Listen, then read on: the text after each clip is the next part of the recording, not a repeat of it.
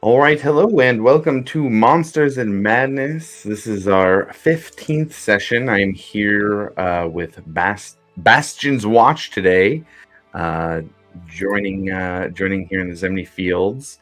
Jumping into a little bit of housekeeping first, we use music from a couple different places here. Filmandmusic.io is one of them.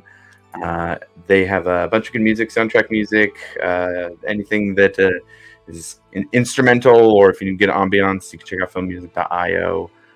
Information for each of those songs is including a link to the songs down there in the panels. Also use music from official Critical Role, Welcome to Wildmount and Welcome to Taldore. Great music. There's a link down in the panels as well where you can purchase those albums. Highly recommend. With that, though, we're going to get into today's session. We return to the Zemni Fields with a bit of cold around the group. After returning to Hope's Bastion after their time in the Velvet Thicket and Pride's Call, the group spent today resting, getting updates, and a little bit of time getting to know each other a little bit better, and decided to the next morning to go out and deal with the issue of a frost troll and two winter wolves that it had been terrorizing the local farmers, having eaten one of them in front of his family just days before. After tracking down the troll, the group was able to, with some newfound powers and abilities, take out the two wolves, including a little bit of levitation on one of them to simply keep it floating in the air for the entirety of the fight. The group was able to dispatch them, but we return here just to the tail end of that fight, with the group having a freshly downed frost troll and two winter wolf carcasses here among the thorny, spiky ground that has been entangled and made into spikes in various different ways. But in order to kind of get the continuity right with the players we have here, Alvor kind of takes a look off into one of the trees, sees a raven staring very intently, and starts to go look at it underneath the tree. Sees another one off in another tree, and turns to the group. Hey, I'm going to go take a look at this. And both Aki and Yamin, I think I'd be interested in that as well. And they both all go off on this following a raven here. And as they do, running into Ekamos and Rufus, who decided to depart from the group right as they entered the settlement. A little bit of cold feet, possibly. Maybe something else if the players want to say it was something else. But with Ekamos and Rufus breaking through the trees into this area of a frost giant, freezing the ground around its corpse within about a 10-foot radius. Hey guys, we're back. Yeah, you missed us? Oh man, you guys came out of nowhere. Yeah, we got started getting lost around Bastion Watch, so we're here now. We heard you guys were out here. Out of y'all. Yeah, I got lost going to the bathroom, so again. Again? It's part for the course. Well, we took care of the troll that we were talking about earlier. I think we need some of that. Do you guys think it's a good idea to take some of that meat? I think somebody had mentioned that earlier. Maybe we could use these wolf meats to... The butcher needed that, right? I believe so. He needed meat. I don't know if he's going to take the wolf meat, but maybe he'll just take what he can get. Helps to, I'm sure.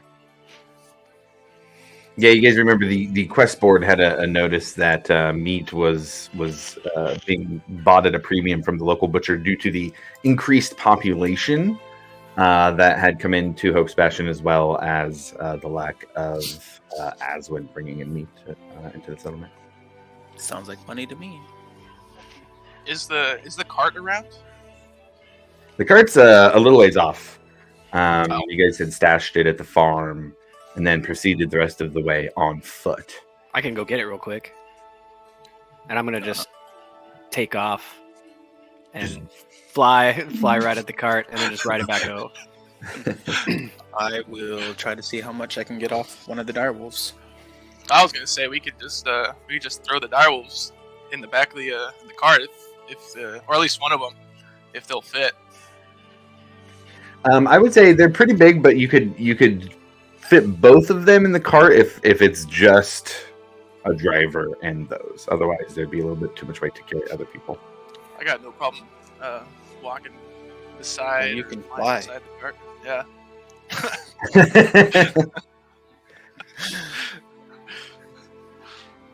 Yeah, I guess. I mean, more money, hopefully, if you bring it all back. That's what I'm saying. More money. Well, I guess I'll search the troll then. I don't think anyone's gonna want to eat troll meat. Hey, there's a lot of weird tastes out there. You never know. Go ahead and give me a medicine check or an investigation check. Your choice on that to represent your harvesting of the troll here. Oh, that is a natural 20. Ooh. For a total For a of troll, 25. 20. I think that means something good. So what you're able to find is 10 pounds of troll flesh, which while the taste is not good, troll flesh is actually nutritious and can be a sustainable source of food. It's not recommended to be used as a long-term food option, though, as repeated consumption can lead to strange effects. But if you use a pound of troll flesh, it can be consumed to fulfill any food requirements you may have for an entire day. A pound of troll flesh that has not been exposed to fire or acid will regenerate a quarter pound of flesh every 24 hours. But if you eat 3 pounds of troll flesh within the time frame of 7 days, you must succeed on a con saving throw or undergo a permanent mutation, which one of your body parts changes to be more troll-like. You also get 5 vials of troll blood, known for the regenerative ability. The troll blood is a primary ingredient in healing potions and is often one of the most used ways to create a healing potion. And with the 25, you also gain a frost troll heart. It's very interesting. You cut open this troll and you're trying to get in there and see what's worth getting. And as you put your hand that doesn't have the ring into the cavity that you've opened up, you feel it and you have to pull it back because of the cold from this heart. So you reach down with your cold hand and you scoop it out, and your cold hand with the ring is able to reach out and grab it. But you have a frost troll heart as well. He's using his cold hand.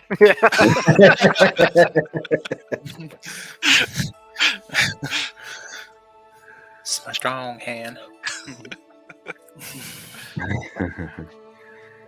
Hell yeah. Okay.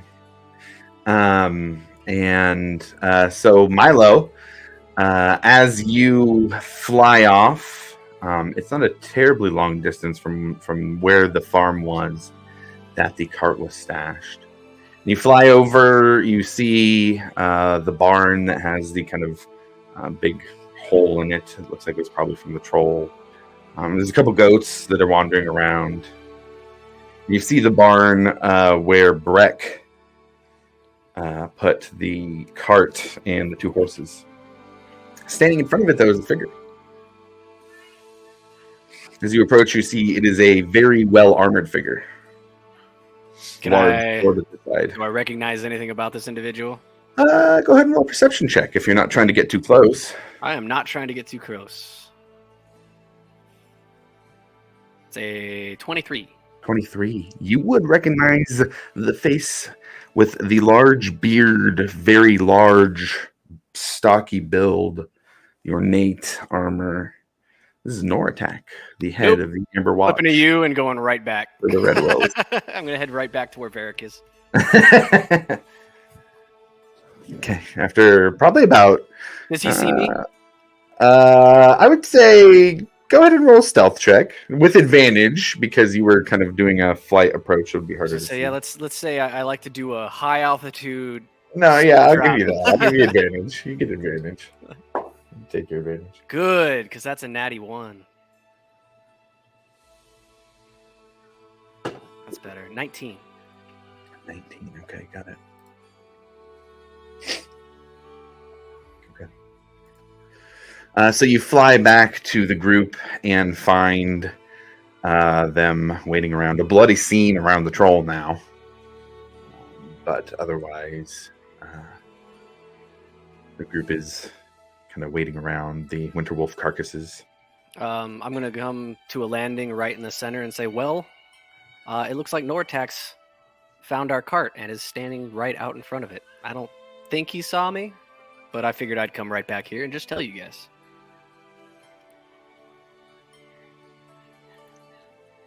How long is it? No, I guess it doesn't matter.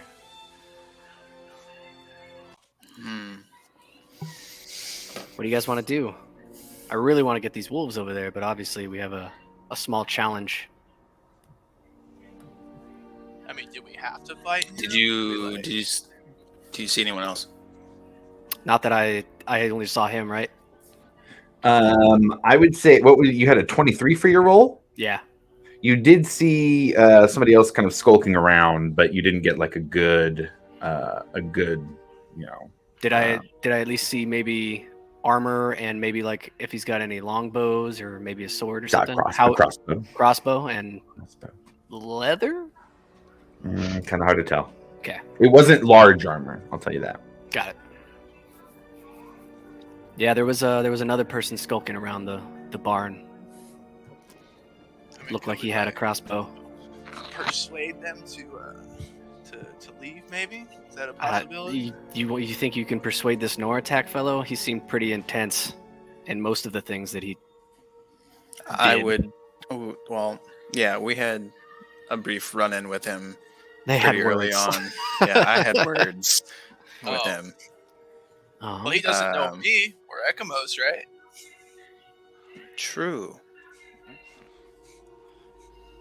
Does he know the cart, though?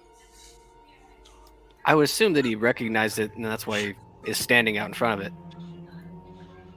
I mean, maybe we could go get it. You know, it's a possibility. So They there don't- is yeah, that's supposed true. to be that meeting with the assembly. Do you think maybe he came with them?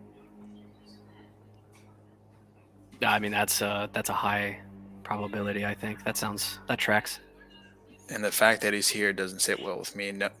Knowing that we're going to be talking about who's going to run this place. I didn't think so. That's why I came back immediately.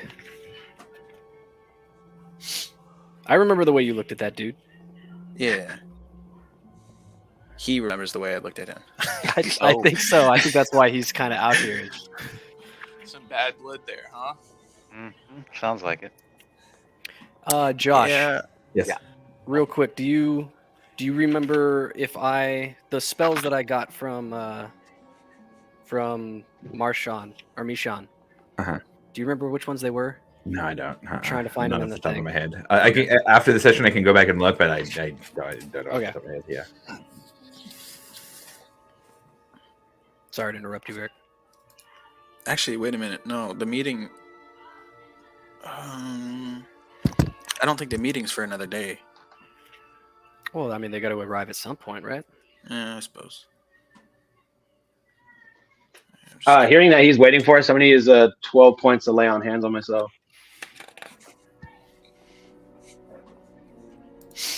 Got it. Do you guys want to carve these things up right now, stick them into the bag of holding, and then go approach? Well, if they're all- Um, I mean, yeah, just bag of holding. how much does it hold? Yeah, what do you have in it right now? It holds 500 gotta- pounds. Yeah. Right? Yeah, there's more than 500 pounds of wolf here, I would say. These Oh, are that's very good. large Yeah. creatures.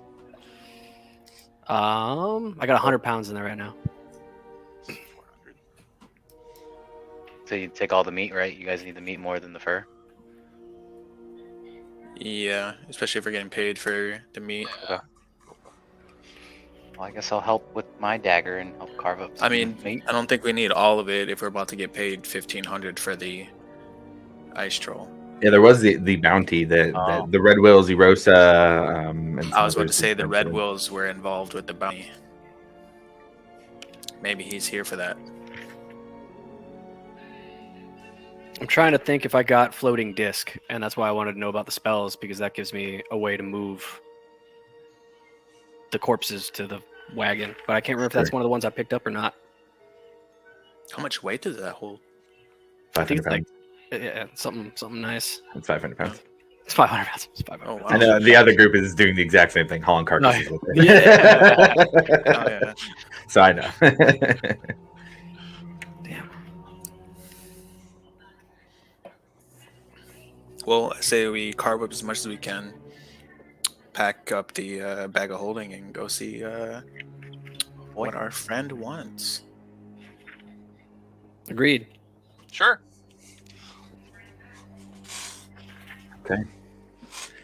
So we'll say that if 400 pounds is what the rest of the bag of holding can fit, over the next probably 45 minutes of cutting away meat and fur, tissue, Would- you're able to get 400 pounds of winter wolf meat into the bag of holding. But that Well- would be the limit. How While big they're is a doing troll that- head?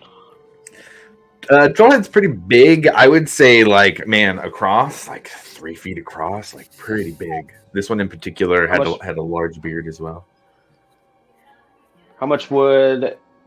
I mean, if I could carry that troll head just as proof that we killed the troll, Sure. I guess I would like to do that.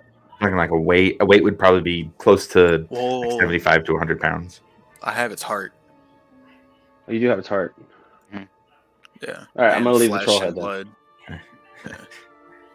Brett just picks it up. Should we take this? This is dripping blood, guts, and gore. Okay, guess not. Oh yeah, you got the heart. All right. Yeah. That was fun. Just squelching, it lands on the ground. You just spend 10 minutes over here, like, cutting the head off. Everybody's like carving up wolves. I'm just chopping the head off the troll. Well, then. Let's go. I guess we should go see if he's still over there waiting. Actually, quick idea. Ekamos, could you Yeah. send Beelzebub? I sure can. You want me Do to have a him little scout st- or? Yeah. All right. Have him go invisible and see if there's anyone hiding. Cool. So yeah, I'll Yeah, right? I'll tap my shoulder and he'll like come out of my like hood, and I'll pretty much just telepathically relay what Varric said. Gonna go do a scouting mission here. Yeah, here we go. Hey Josh, Yes, sir. while they were carving up the wolves and while the recon's going on, can I take a short rest? Just like 45 Yeah, I minutes and did pack say it them was up? about 45 minutes. If you guys wanted to take an extra 15 and call it a short rest, then Milo can. But if everybody else is cutting through, that's what it would take to get the meat off. I will do that. It gives me another Yeah, spell we can slot. do that. Okay. Oh, wow. I only used one slot. You guys wrecked that frost troll. Yeah, we heard about I it. wanted You to do guys so wrecked. much more, but it was Yeah, like you this guys fireball's wrecked pretty it. crucial. Yeah, that was clutch. That was the reason why we won. Thank God you got fire spells, man. It's the only one I got. Okay.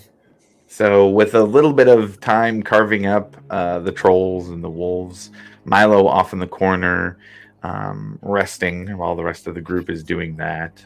Placing While I rest, what I'm going to do is I'm just going to kind of pop a squat and start to meditate. And like my spell book's kind of like hovering in front of me, and you guys kind of see like a soft neon bluish glow as I start to gather more arcane energy into myself to fulfill a second level slot with arcane recovery. Milo, go ahead and roll an Arcana check.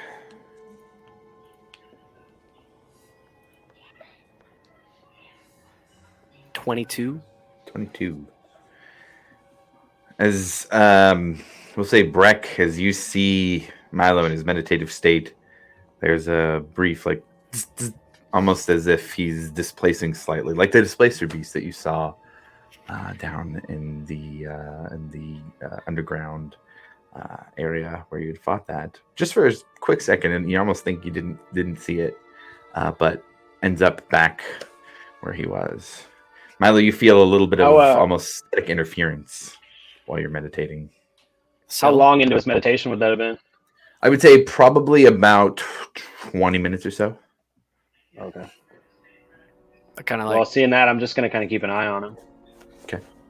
I kind of think to myself, Syl, Mhm. you feel anything? arcane currents seeming to not be stable. The more it happens, the more I can trace it. Well, it We sounds meet- like the more it happens, the worse it gets too. That's It might. We might need to speak to our new friend who spoke to us earlier. okay. And I just continue on with my meditation. Breck, you don't see any more of it for the rest of the rest that Milo takes in the meditation.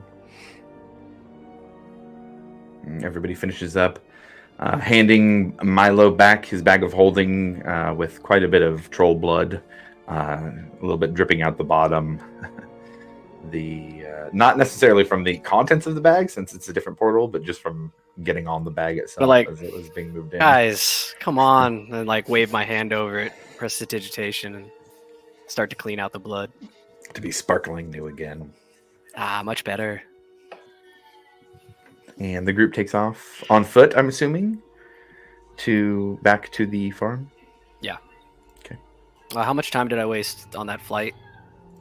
Wasn't terribly long since you were flying. I would say like no more than 15 minutes. Okay, cool.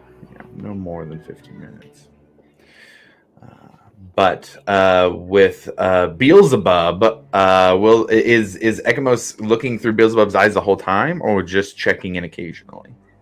So if I'm concentrating on his eyesight, then I'm probably gonna have to have Rufus like kind of watch over me that way. I can focus all my attention on the eyes. Yeah, and if you were wanting to like put a hand on a shoulder or something to that effect, you could make that work for sure. Okay. So go ahead and did you instruct Beelzebub to be stealthy? Sneaky. Try to be. So go ahead and roll a stealth check and a perception check just to see what it looks like for how that works out. And Does he get advantage if the imp's invisible? If that's an ability of the imp, then I would say roll with advantage for sure. Alright, That's up to Josh. I don't know if it's a thing. Yeah, It's a thing, but so first one was stealth. Yes.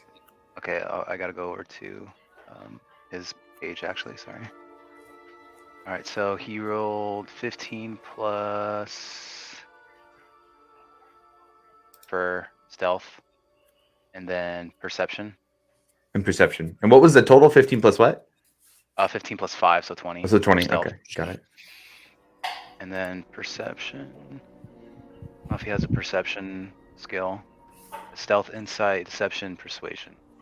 And then if not, then perception would just be whatever the wisdom modifier is. Okay, it's a 20, so.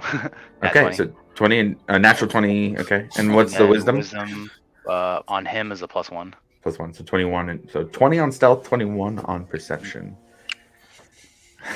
Man, we're talking like Kronk with his own theme song here. Just running back, he's running just running forward, and makes it back to the farm. And what they're able to see now, Ekamos is seeing this for the first time, but there is a farm set up here. It was very freshly abandoned. This was presumably the farm of the Podmarshes, the one who had the patriarch of the family eaten in front of the rest of them. But there is a grain silo here in this kind of central open area. There's a small stone shed. Beelzebub sees a couple goats that seem to be roaming around. There's one that's it looks like a pen area, but two that are wandering. One kind of just drinking out of a water area. The other wandering around. And with a 20, Beelzebub sees behind the stone shed someone who is wearing like a studded leather armor, wears a mask over the bottom part of their face, has a leather hood up, and a crossbow in hand, and kind of some daggers up along the leg. Besides that, sees a very heavily armored figure now pacing back and forth a bit, kind of just looking out to different areas of the farm, not saying anything, just kind of a very comfortable but bored pace. And beyond that, with the 21 for the perception roll, sees a little bit of the top of a head on the roof of the barn as well.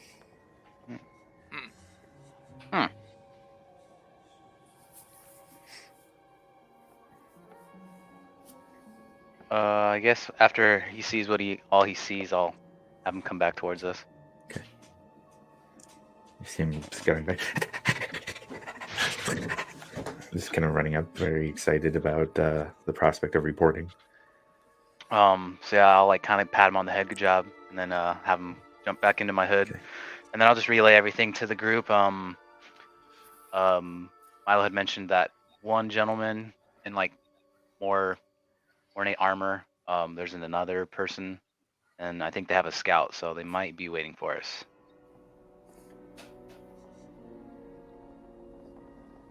Cool.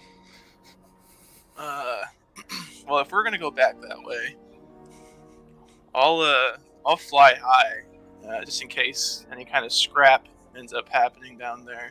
Okay. So you'll see Rufus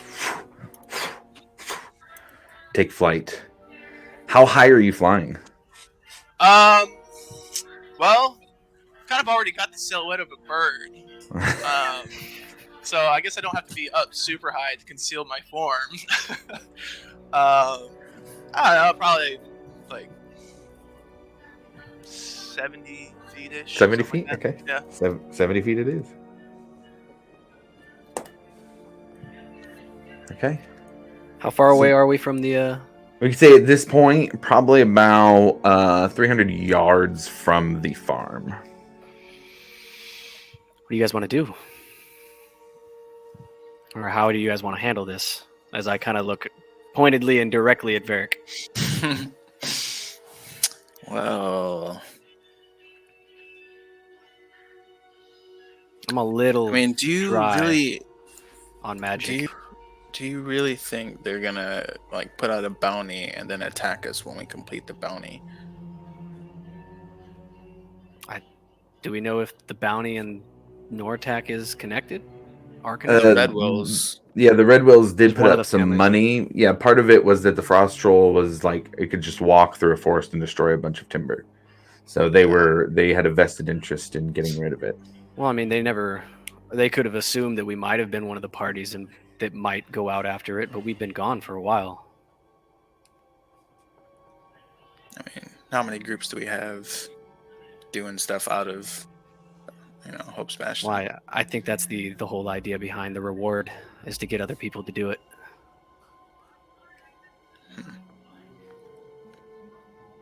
I feel like this is more of him wanting to talk rather than start something. A But social visit? All right.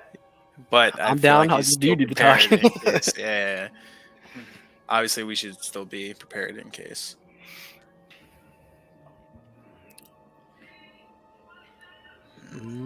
I can set up somewhere pretty nicely and very stealthily if I need to. It's going to take a little bit of my magic to do so. Or I can set somebody else up very nicely.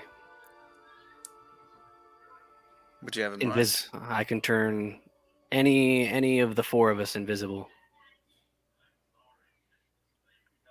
That is very handy. It might be nice. I may, as I look at Varric and Breck and all of the loud armor that they have. Well, no, Varric, you are Mithril. That's right. Yeah. He's silent. But do you want to do the talking? I feel like it should be me talking though. Breck, you're probably not going to get very close without being heard. Ekamos is new. He wouldn't suspect them. That would be quite of a surprise. They might ask questions if I'm missing. Yeah, I'm thinking it's anyone but the two paladins. I could just be off to the side. I can kind of do my own You want to thing. stay low in the grass or something like that? Yeah, it could be. I mean- It could be Ekamos and you two fly above. Can Ekamos? Can you fly? Oh, God, never mind. You and Ekamos. Rufus. Yeah, I got that. I like that. So then, from the appearance, it's just Breck and myself. And you guys are just going to casually stroll up and start a conversation, I assume. I mean, they have our wagon. They have our wagon. And I like that wagon. I do like that wagon. It's a nice wagon. That wagon be able to be. Fuck the horses, I guess. All about the wagon. Honestly, who remembers the horses' names? Ooh. I want to say they were just colors. Inspiration to anybody who knows the horses' names right now. Oh no. I want to say one was like green or like brown or something like that. Like it was. Well, the problem was there was 2 that you guys rented at the beginning, and then the 2 you actually bought, and they were different. Oh, names, that's right. So it makes it even harder. We named the rentals and then yeah. bought. Yeah, All right, we'll just leave that one simmering a little. we're good at that.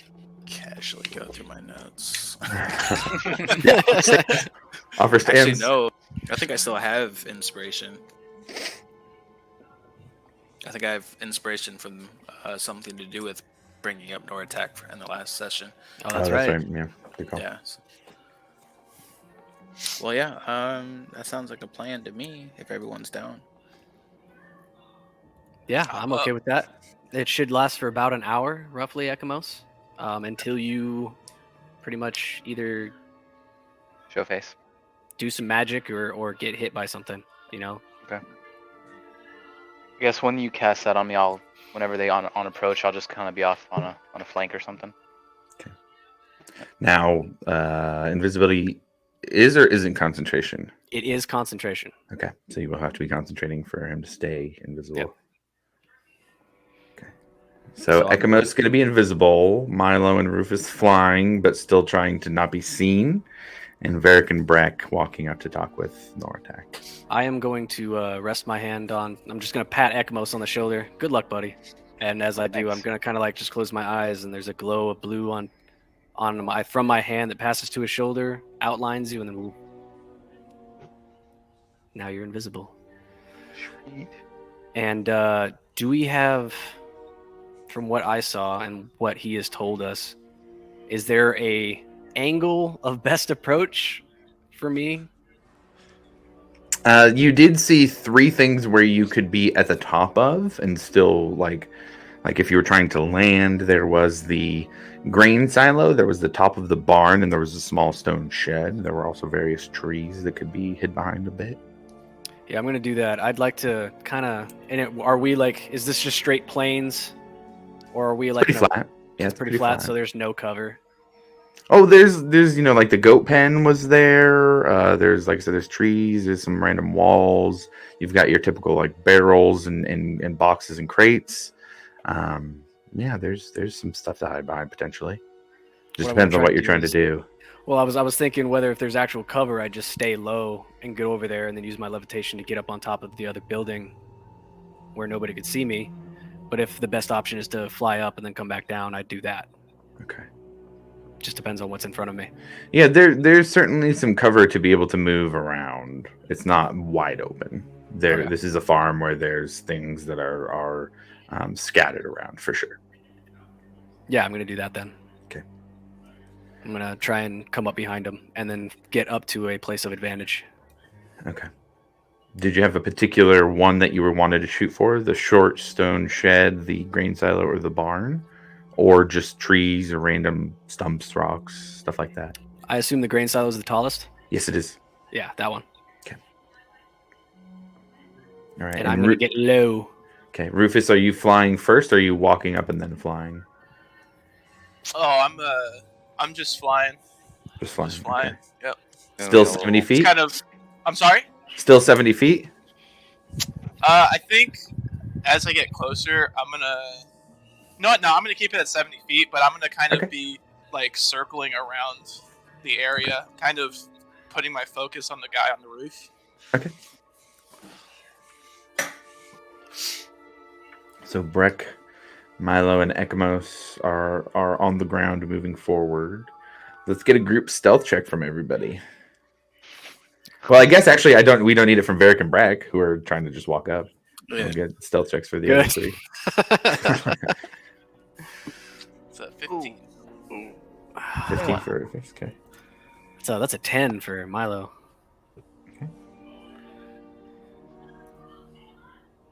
And then how about Ekamos with advantage? 21. Oh, with advantage. I'll just With advantage, yeah, because of invisibility. 21. Still 21. Got it. Okay. Okay. And Ekamos, were you staying right by Varric and Breck? I was gonna try to, if there's a path, I was gonna try to walk on that because it's snowing, right? I don't want to like leave footprints that are just Okay. appearing out of nowhere. I'm gonna kind of try to walk on the path. That way, I'm not leaving any tracks or anything like that. You successfully do so. That would be what your stealth check covers. So you're able to do so and be very quiet. You don't have any breath exhaling, so you can not you don't have to worry about anybody There's no spotting random that. breath coming out of Yeah, nowhere. exactly. Exactly. All right. With that, then Milo moves through the trees and behind. High A alert. large wreck here. Boulder gets to the grain silo. And are you staying behind the grain silo on the ground, or were you going up to the top? Oh, I'm going to float up to the top as quickly as Okay. possible, and then I'm going to lay prone so that Okay. they no LOS. Just a very tiny little peek over the top. Just a tiny little nothing. Got it. Okay. All right. I take my wizard hat off. Just this huge point just sitting up there. I love it. Varric and Breck, you start walking without trying to be stealthy, just moving through the sound of both of your armor, still making some noise. And you see, as you get about 40 feet away, the face of Nortek turn and give a bit of a smile. I return the waits. Okay. Okay. And waits to see if he will continue to approach. Can I do an insight check on that? If it seems like he's waiting for something? Sure, go ahead and roll insight check. Got a Mexican standoff. 18. 18? He doesn't look like he's tensing or ready to give an order or is waiting to be in position or anything like that. He does seem prepared, though. He does seem willing to talk. It's a you can see that he's willing to talk, but is also ready to fight. Yeah. I'll just wave my hand like over enthusiastically and just be like, hey, how's it going? It's so nice to see you again. He looks over. You're a flying friend about too? So what'd you come to talk about?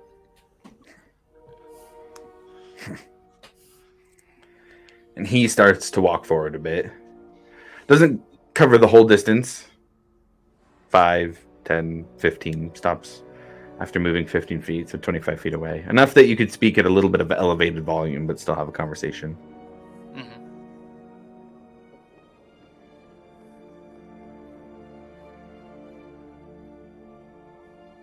You all are a right pain in my ass, do you know that?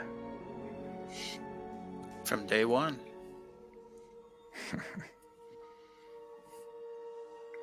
There's been a lot of effort to try and curb what your group has done. I'm here with a final offer. One chance to find common ground before everything that comes next.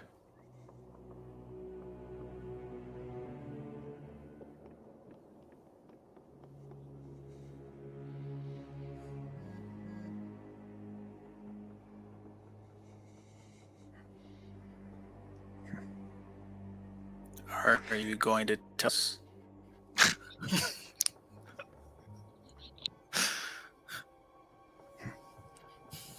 He steps forward another 5 feet. So now he's 20 feet away. Do I see what kind of like weapon he has? Go ahead and roll perception check. Okay. I will say, you can see he has a great sword at his side. But you can roll perception check to see if you can, see the details, from there. Breck, you can roll too if you're trying to check it out. 24.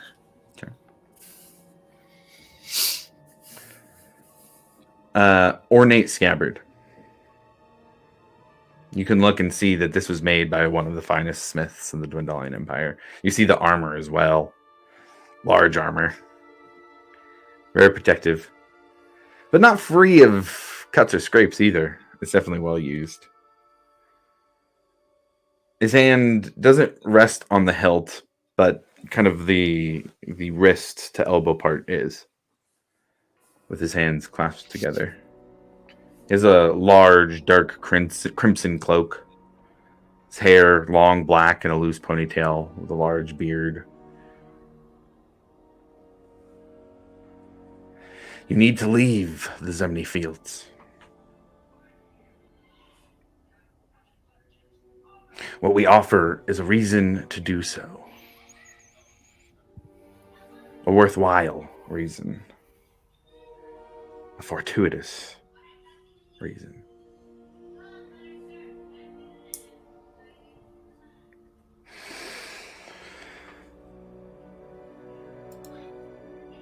You have met one of the Redwills. Armin is the head of the family. His youngest daughter, Sophie, has taken ill. Cursed with a madness. There is a very unique type of creature that exists far to the east of here.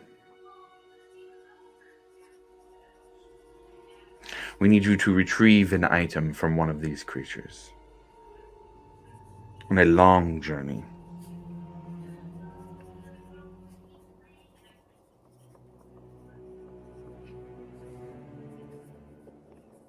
We know you don't need money, but we'll gladly give it.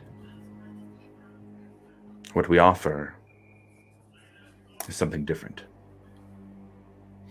The Redwills keep a close eye on the happenings of the Zemni fields. Were we to see something that were to be happening in the future, we would make sure to use all of our resources to stop that from happening to Hope's Bastion. We are offering Hope's Bastion safety in the coming storm.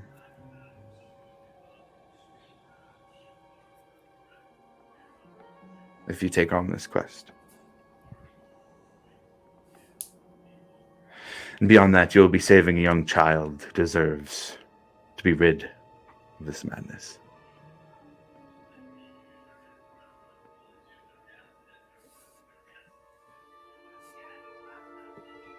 What's the item?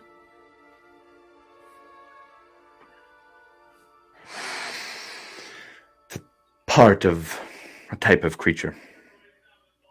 On the Blight Shore, in the east of the waste of Xhorhas, there is a monstrosity, many of them, called Korresponn. They are extensions of betrayer gods. There is a seer among these creatures who uses arcane abilities. They're twisted former humans, or humanoids at least, that are given eldritch power. They often carry an orb with them. We need one of these orbs, specifically. It is very rare, very valuable, and very dangerous to retrieve.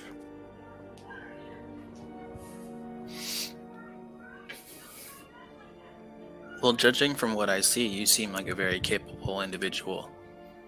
Why is it that you aren't going?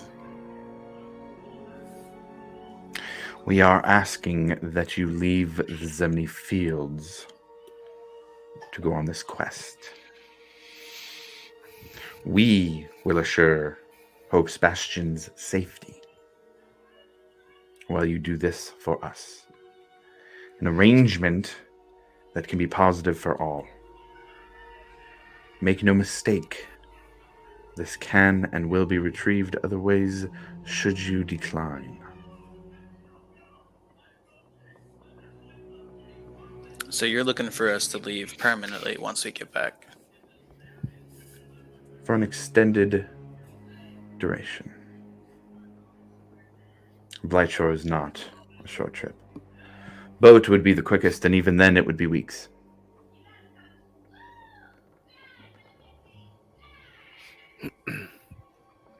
Can I see the other individual on top of the roof? Go ahead and roll a perception check.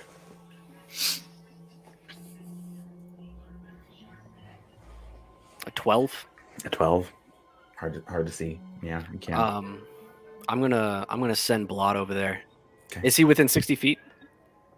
Of you or of the thing of the individual on the roof?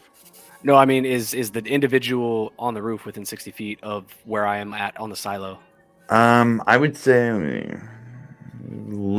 I would say just about 60 feet. Yeah. Just about 60 feet. Yeah, send Blot over there, kind of like just stealthily to like sliding up the corner to the edge of the roof behind where that guy is. But kind of travels down the silo among the ground through the grass up the barns back corner. Go ahead and roll a stealth check and a perception check for Blot. That's the familiar rolls, stealth and then perception. Go. They get A little bit higher DC since this is the second try to see them as well. okay. Oh, just a D20 then. How much snow is built up on the roof of the barn? Not a ton. It's a very light snow. It's barely sticking.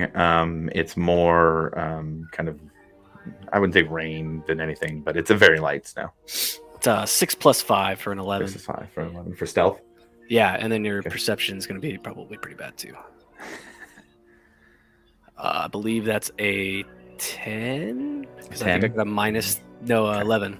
Hey, all right, 2 11s. Oh, okay, 11. Got it. 11. Unfortunately, Blot's not able to. There is some stuff here on the roof. It's a flat roof with a little bit of a like lip around it. So it looks like there's been some stuff stored up here. You know, a couple barrels and boxes, and there's not a clear line of sight to where somebody might be hiding here. I'm going to revert back to my own vision and just watch him and where Blot is. Okay.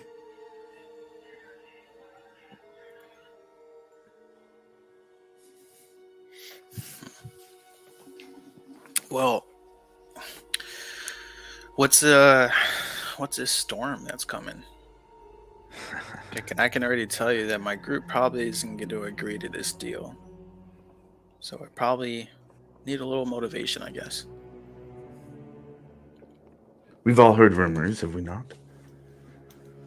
Things stirring, not just here, but across all of Wildmount. The history of this world holds many scary things. Many people who've tried many things. We simply mean to add Hope's Bastion to a list of places that we care about.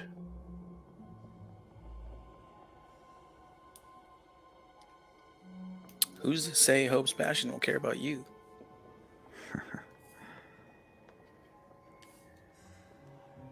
The help can be rejected.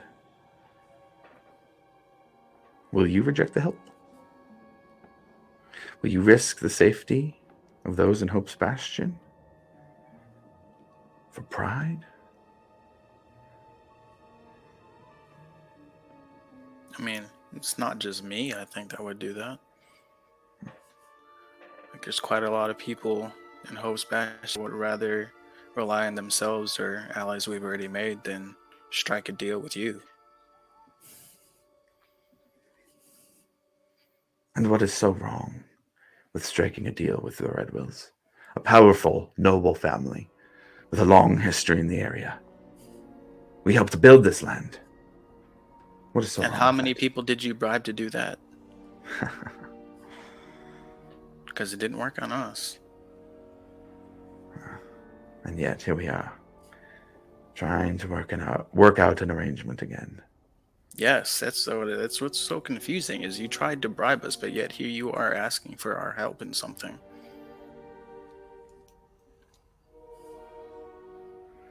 As I said, a last attempt at finding common ground before things move on to the next step.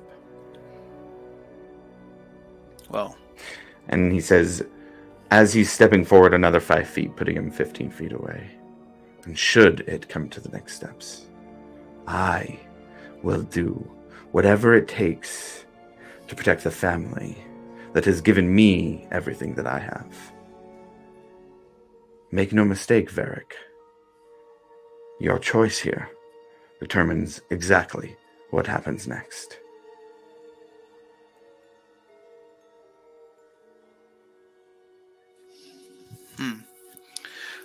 I take 5 feet forward and say, well, my apologies that you came so far just to be rejected again. And he looks at Brick.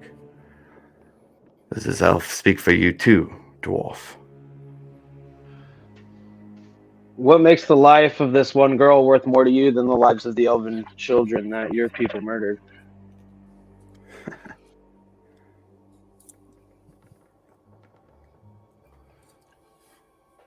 I find it not best to weigh the balance of morality. I leave that to others.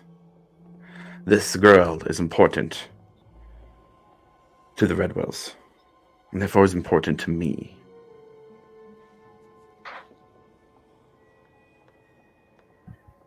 I'm gonna message Rufus.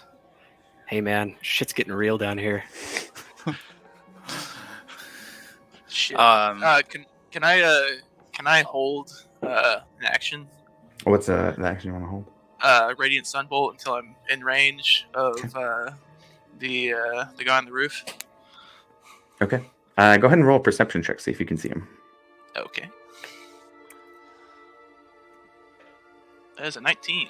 19. That is above what you need to see that one. Actually, that's what you need to see both of them. You look down and you see on top of the barn an archer with a longbow, crouched behind the corner, listening to the conversation intently.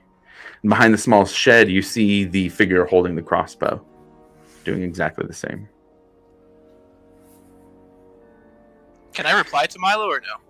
You can reply to message, yes. I'm gonna let him know what's going on top of the barn with the guy with the crossbow, or the longbow, and the guy behind the thing with the crossbow.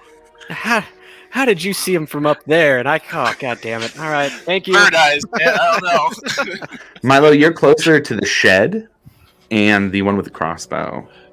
And you can, I should say, yeah, you're closer at the silo to the shed. The barn would kind of be across the way. That was the about 60 feet away or so. If they come to fisticuffs, which one are you going after first, Rufus?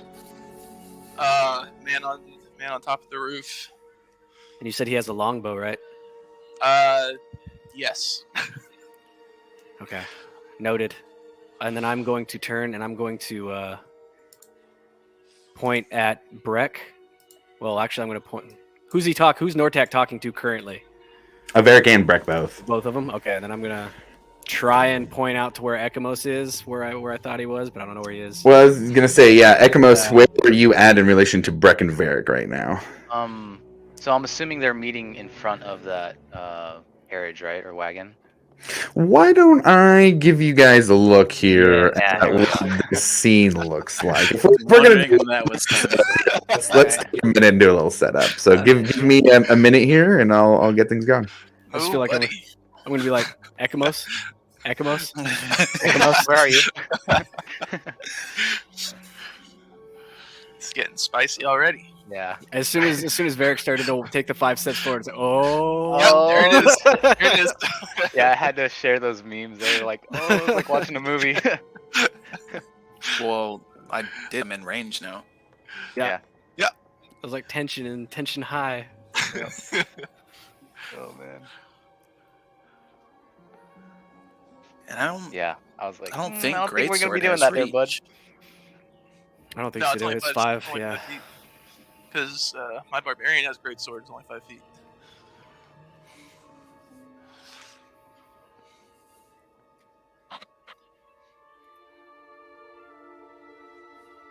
Battle map. What a great session. Combat right away. Straight off the rip. Absolutely. Meaningful hatred combat. Like, I'm scratching an itch right now. God, when did we meet him first? What That was like session? 3 or 4 or something like that. It was Yeah. early. Yeah. This man's got a grudge, huh? Yeah. It's like a 5-minute conversation too. I immediately hate you. I don't like the way you're talking to me right now. I don't know what it is, but something about your face. I don't like Exactly what it was. He tried to make us that offer, and I just spit in his face. You need to fix your face, or I'm going to fix it for you. Fix your eyes. They're looking at me. So we're dealing with what looks like the main dude and then his 3 or 4 other buddies, right? His cronies. Yeah, 2 little cronies. Snipers. Here we go. Hey. Oh, here we go. All right. So, I'm gonna raise the camera up just a little bit here because Milo's on top of that back silo there in the corner. Oh, the dice tower. Yes. I think, didn't Bree make that for you? She did make that. Good catch. Inspiration. I remember things. Not quite. Let's get set up. I want to make sure everybody can see everything. Okay, so we've got this is Noratek here with Varric and Breck, Ekamos, Invisible with Beelzebub over there. I've got Rufus here right now on a couple of flight towers, but it's going to kind of be depending on where you want to be. Milo up here prone with Block kind of in the middle there. But Block can be back with you if you'd like as well. I don't remember what you were trying to do with him. I had him close to the longbow guy, within That's right. 60 feet, though. Okay. Specifically 60 feet. So we're going to put Block. We'll just do right there for now, but we can have that be on the... Well, let's do this. Okay. There we go. A little bit longer reach. So that's 1 up there, then 1 behind the building next to Rufus. Yep. And then is that another one to our left, or is that an animal? And That is a goat. A whole bunch of goats. okay. Just Is there a goat on that tree stump? There is a goat on that tree stump. For sure there is a goat Oh, yeah. on that tree stump, yeah. There's also one goat back here drinking from the pool. Okay. The one on the tree stump's got character. You know it's true. So oh with god, the they visual, disguise themselves as goats. Some Um, ninjutsu shit. Yeah. I guess I'll be kind of over by that tree on the right. Okay. Does that put me at like just outside 60 feet? It puts you 35 away from Noratek. Okay. Do you want to try and be behind the tree? Yeah, I'll be more to the right of the Is tree. that what you were yeah. doing? Okay. But still have like LOS. Yeah. Still within 60. Okay. I'll go another 10 to the right. Sorry, just to be at 70 feet. Sure. And And- approximately how far away is that from Milo? Ekamos? Yeah. 120? Within 120? Hopefully. Milo just has an epiphany. He would hide 100 behind that a tree. little over 120 in distance, but the height upwards takes it past Okay. 120. Gotcha. Word. Ekamos? I can't do that. I'm not going to be able to find you. Okay.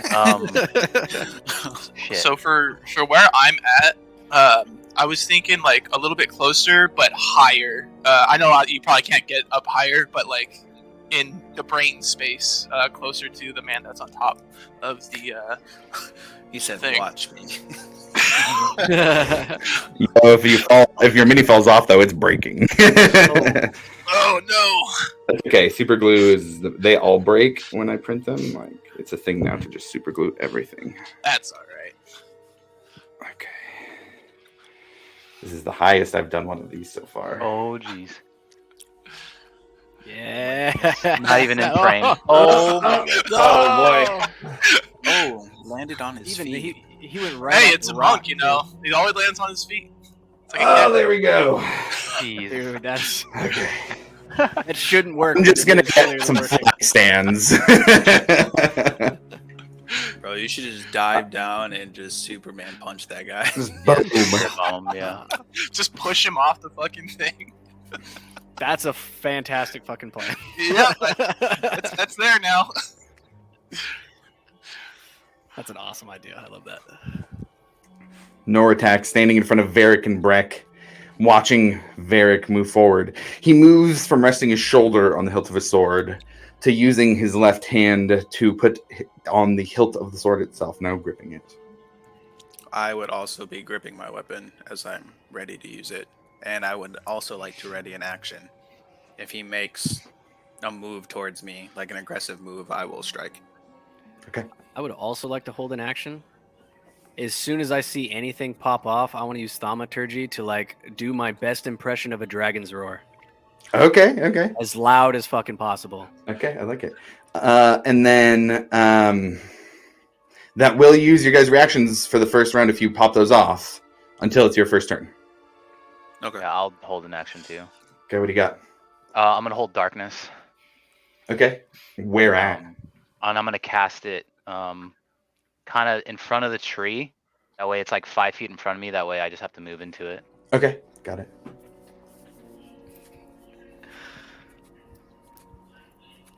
It seems strangely timed with the assembly coming up that you would want us to leave for a few weeks. You are astute, dwarf. Touche. I'm sure our ogre friend could have figured that out. Then I'm sure it won't surprise you to hear that the Red Wills themselves requested the visit. Almost as surprising as your man on the roof. Well then. We have all our cards on the table, do we not? Sure we do.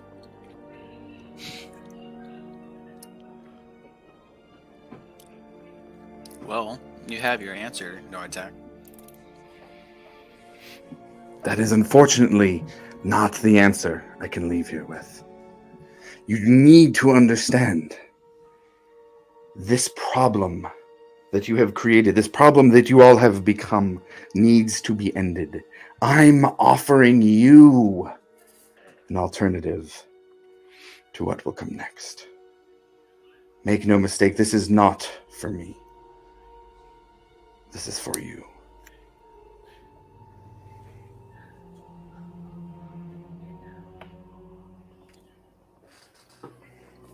And he steps forward 5 feet.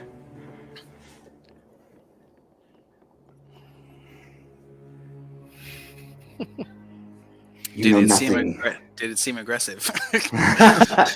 He just stepped forward. He didn't pull out a weapon. He didn't move to strike. He just stepped forward. But he's getting up in your space now. I'm gonna message to Varric. I can cause a distraction, and if he turns, Do what I do best. you do what you do best. So, question for you, DM. If he did turn to look at a distraction, it give me advantage? I'd say so. On you. Well, so I have to verbally say it then. Yeah, I'll just say do it. Yeah, I'm gonna go ahead and hit that dragon roar as loud as possible. Go ahead and roll a d20 and add your intelligence modifier and tell me what the roll is. Me or Varric? You, Milo. Yay! That's a dirty 20. A dirty 20. Okay. You said just a nat or just a 20 and 20 my plus intel? your intelligence mod. Yeah. Dirty 20. Your spellcasting mod. Okay. I'm getting some suspicious rolls here. Interesting. The garbage is coming later. Yeah, right. Oh, you need to survive? No, I don't think so. No, that one. Everybody on the battlefield hears the roar of a dragon. Milo, you see now down beneath you that the archer on the barn turns to look, but the one holding the crossbow does not. Varric, as you hear this sound, Noratak's eyes never leave yours. Well, I mean, he's already revealed himself. I'm not gonna leave my boy hanging, so I'm gonna make an attack anyways. Woohoo! There it is. Go ahead and roll an attack roll, and we're gonna get things going. Is this a surprise? Nope. Since we're not in an initial. Okay. I had to try.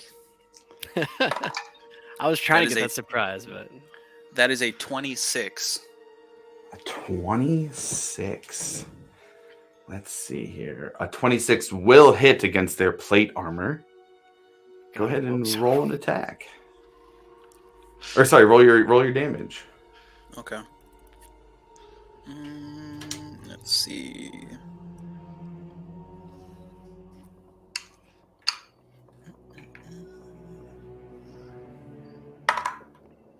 Of course.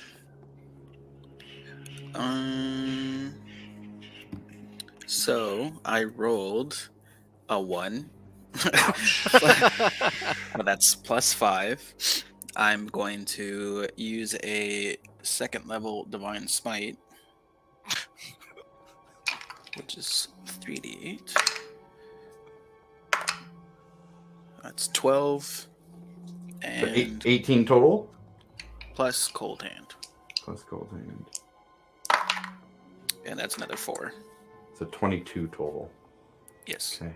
Varric's attack is also going to cause a held action to trigger. You see the one holding the crossbow turn around the corner, ding, as the twang of the crossbow bolt flies towards Varric. It's going to be a 21 to hit. I'm gonna burn my reaction to protect him. Okay, and what does that do? Makes you roll a disadvantage. Okay. And you can do that after you know the result? I tried to catch you before, but I don't know. Let me check. It says you can use your reaction to impose disadvantage on the attack roll. One attack. All right, I'll give you disadvantage on this one then. That's still an 18 to hit. 18 does not hit. As the bolt flies directly at Varric, Breck is able to move forward with his shield blocking the crossbow bolt. That would have been 17d6 worth of damage if it had hit on the first round. I'm going to need everybody to roll initiative. Did you Sounds say like- 17d6? sounds like some sneak attack. Assassins, bro. Yeah. Yep. Don't fuck with assassins, dude. Yep. It's a good thing you stay within 5 feet of me. Yikes. Ooh, yay me. Oh, shoot, I definitely didn't do it in Oh no. D&D Beyond. Ooh. So what was yours then, Ekamos, if you didn't do it in D&D Beyond? 18, sorry. 18? No, that's okay. Totally fine. I didn't do it in D&D Beyond either. Okay, what was it? A 4? Ouch. And Varric. So I did roll a 4, but I'm gonna use my inspiration, Okay. and I got an 18 on that. 18, nice. Okay. Good call. Yeah, I figured, I'm right in his face. I should probably try to get good Get initiative. some hits in, yeah. The second one is +3, Josh, for plot. Oh, I got to roll for my MP2.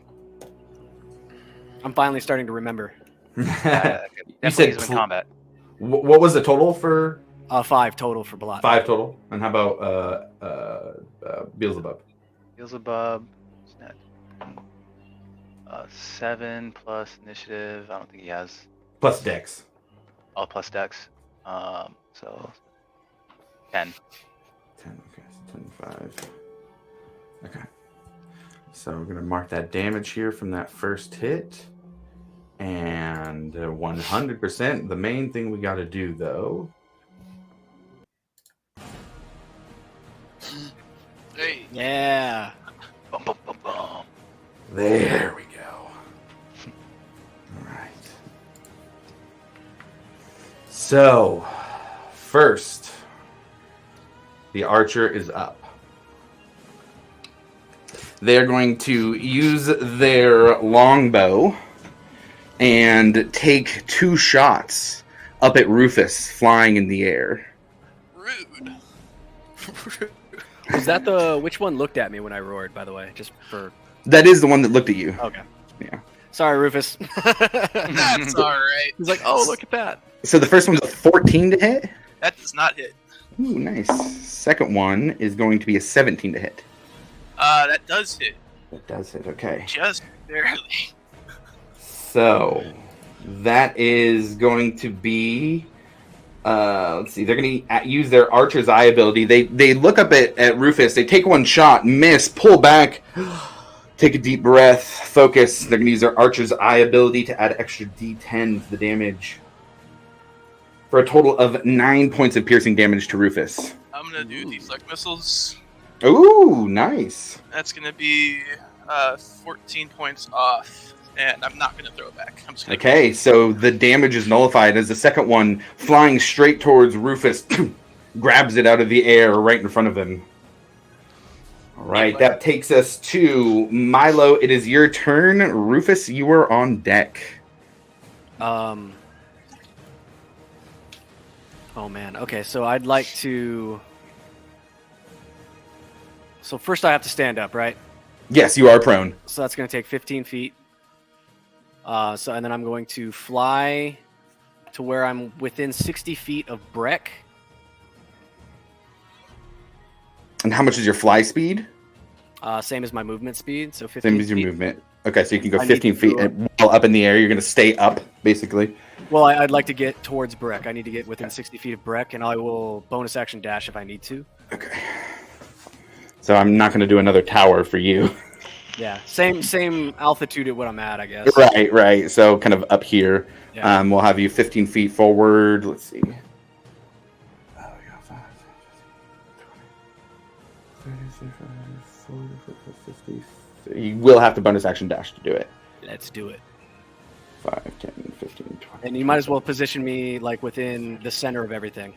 Okay, so right there, okay? That's 30 feet from where you were? Can I be over closer to the goat, above the goat? You could go here instead, if you're trying to get a little closer that way. Yeah, that's fine. Okay. Then what I'd like to do is I'd like to start to gather like some energy around myself, some blue energy around myself, and then that starts to gather around Breck as well. And I'd like to vortex warp him right in front of the dude with the crossbow bolt. Oh! Right behind him. Breck disappears. And it's his choice. It's Breck's choice if he wants Oh, to. okay. So if Breck is willing, Yes. then he disappears and appears behind the assassin. Hell yeah. And then Okay, I got it. believe that's about all I can do. Okay, big moves there. All right, Rufus, you are up next. Ekamos, you are on deck. Okay, so I know I am 70 feet off the ground. Yes. How close would that put me to Mr. Man on top of the building there? So we'll say you are 5, 10, 15, 20, 25 away from the actual barn, and at the top it is 5, 10, 15, 20 feet up where that roof is. So we'll say we'll call it 50 feet. 50 Okay. feet right now from the archer. So I'm gonna move. Where is it? I'm gonna move 20 feet close, put me within radiant sunbolt distance. Okay.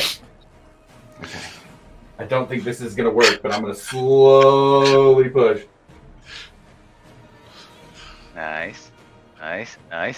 Ooh. Uh, Yeah! Dude, you're defying physics. Don't prove it. All right, and then I'm gonna radiant sunbolt the boy. Try Okay. a little bit. Go ahead and roll an attack roll. Oh, that is a 13 to hit. A 13 to hit. Let me get up there. Does not hit. No, unfortunately, they see it coming, and with a good bit of quick reflexes themselves, they dodge to the side as it clatters to the top of the barn. All right, I'm gonna use my second action to do the same thing. Okay, go ahead and roll another one. Oh, it was a 13. That's awesome. No, you see, you can catch them, but she can dodge them as they move out of the way of these arrows. And that's all I'm gonna do for right now. Okay, got it. Now, Ekamos, we didn't resolve your held action, but you had held darkness. Do you still want to? Yep. Would you still wanted that to happen? Yeah, I'll do that. Okay, got it. And what was the size of that? So it's a 15-foot area, like orb, I guess you could say, of just Okay. darkness. Okay, got it. That's about 5 feet in front of me, so pretty much in front of the tree, I guess. Okay, so blocking vision of you. Yep. I'm going to. Is it my go now? Yes, it is. Okay. So with my movement, I'll take that 5 feet and step into that darkness, Okay. and I'll by using dark vision, it gives me 120 feet of vision that I can see through, along with I think my beat or trait, I believe, my Eldritch invocations. Devil's Okay. Sight, right? Yeah, Devil's Insight. Or, Yeah, Devil's Devil's Sight. So then I'm gonna step into that and then cast Eldritch Blast on the main baddie. Okay. Go ahead and I think you have 2 bolts now, or just one? Oh, yeah. Yeah, and roll a couple attacks. They have what's it called as well, right? What's it called? Advantage? Advantage, right? 'Cause No, that's just melee attacks. Okay. So it's 22. Oh, you are invisible. Oh no, that is kind of weird. So invisibility would have dropped when you cast darkness, because it drops when you cast a spell. But you are in darkness, so you're not being seen. But you didn't hide first, so I would say it's just a straight roll. Okay, that's fine. Kind of a weird bit of interactions there. All right, so the first one's a 22, and I'll roll the second one. The second one's a 22. 22, got it. And that you were aiming at the one at Nortak? Yep. Yeah. Okay. Yeah, that hits. Go ahead and roll some damage. All right, so the first one does 10, and the second one does 5. 5. Varric in front of you after hitting him yourself, you see boom, boom, 2 Eldritch Blasts hit Noratak coming from Ekamos off behind your off to your right. Josh, just DM Josh, just FYI, if they can't see you, he does get advantage. Okay, all right. I'll give you and if you want to roll for crit to see if either of those are 20s, we'll give you that. Okay, just straight 20. Yeah, if you get a natural 20, basically, since it already hit anyways, it's just seeing if you were roll a crit on advantage. That one was 14 for the Okay. d20. And the second one? Second one is a 9. 9. Okay, we're good. Play that thing. And then after, I'll use my other movement and move another 5 feet within the darkness, just so that way they can't track where Okay. it's at within the ball. So you're Um, kind of over here a bit. We'll move you 10 feet forward, but in the darkness. Okay. And Anything else? I think that'll be my turn. All right. Varric, you are up next, standing in front of Noratak. He takes the hits, looks back at you, and gives a big smile. Oh, I blow I'm him a looking kiss. forward to this. I would like to move to my left to put him between myself and the individual on the rooftop, but not leaving melee range. Wait. So the individual on the rooftop over here? Yes. So you move to your right this way? No. Around? Put Nortec between between both of us. Oh, I see. I got you. Put Noratak, not you between. Yep. Okay, got it. Then I'm going to bonus action Vow of Enmity on Okay. Nortec, and then I'll make a glaive attack. You're about to do everything you've ever wanted. Yeah, pretty much. And See the that new is PR. Another 26. to hit. Yeah, 26 hits. Go ahead and roll some damage. On PR damage. PR. Just explode. The team record I'll right need, now. I'll need a crit to do that. You just see that anime, like just the side of Earth, and then the huge blast, like of white light. All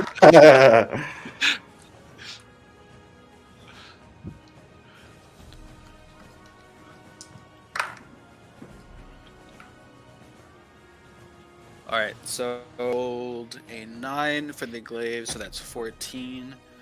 I did another charge of cold hand. I got 8 for that. So it's another 22. Yes, and then I added a first level smite for an extra 6 points of damage. So 28 total as he takes the hit. He brings up his sword to try and block it, but you're able to kind of do a little flourish move around it and slice up with the glaive, getting through pieces of the armor. Nice hit. Let's see. Yeah, that's everything. Okay.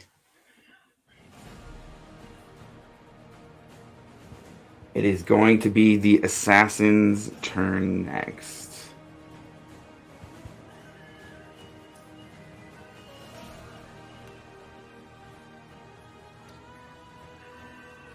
Yeah. Let's see.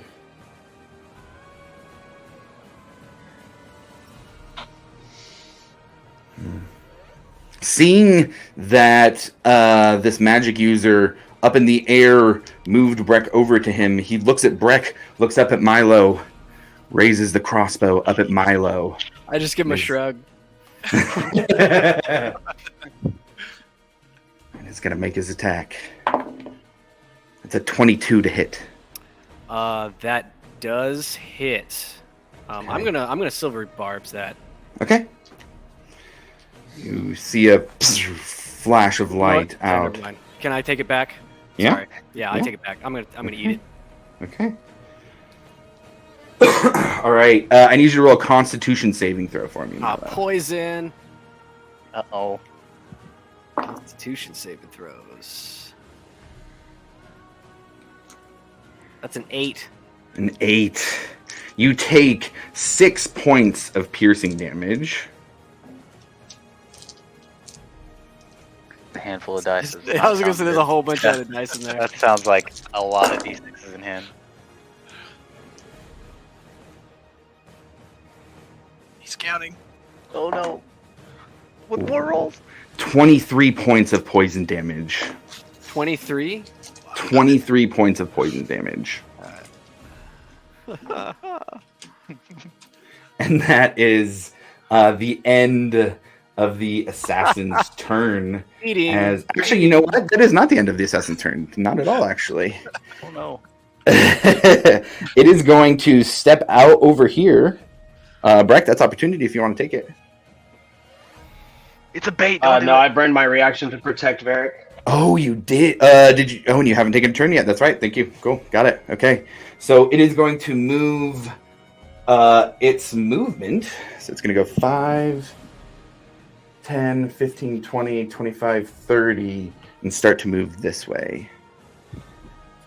All right. Beelzebub is next. Anything for Beelzebub? He's just gonna try to mad dash to that short wall. Okay, got it. What's his movement? 40 flying. 40 flying. 5, Yeah. 10, 15, 20, 25, 30, 35, 40.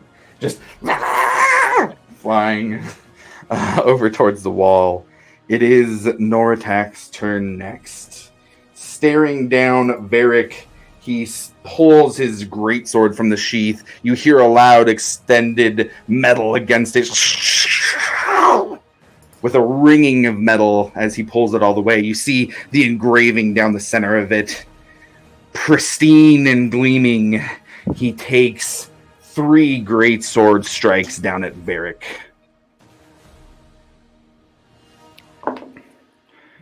First one is a 19 to hit. Shield. Shield, okay. Second is a natural 20. So does that Third. auto hit? Yeah, natural 20 for... silvery barbs. Okay, all right.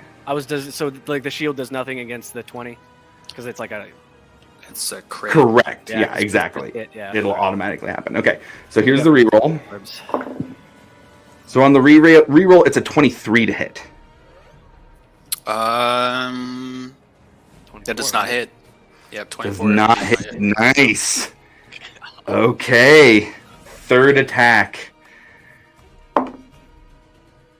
That one is a 23 to hit.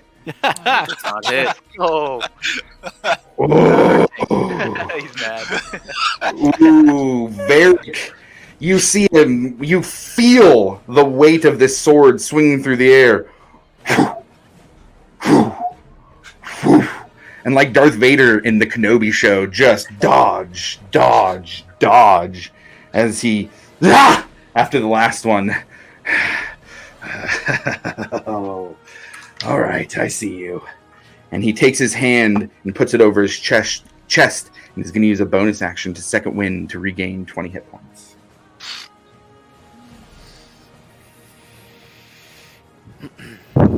And with that, Breck is up. How far away is the assassin from me? Let's see. 5, 10, 15, 20, 25, 30. You want to move me 25 feet toward him? 25 feet it is. I'm going to attack with the Mace of Swells. Okay, go ahead and roll an attack on that. 19 to hit. 19, yeah, that hits. Go ahead and roll some damage. Okay, I'm also going to first level Smite, Divine Smite. Okay.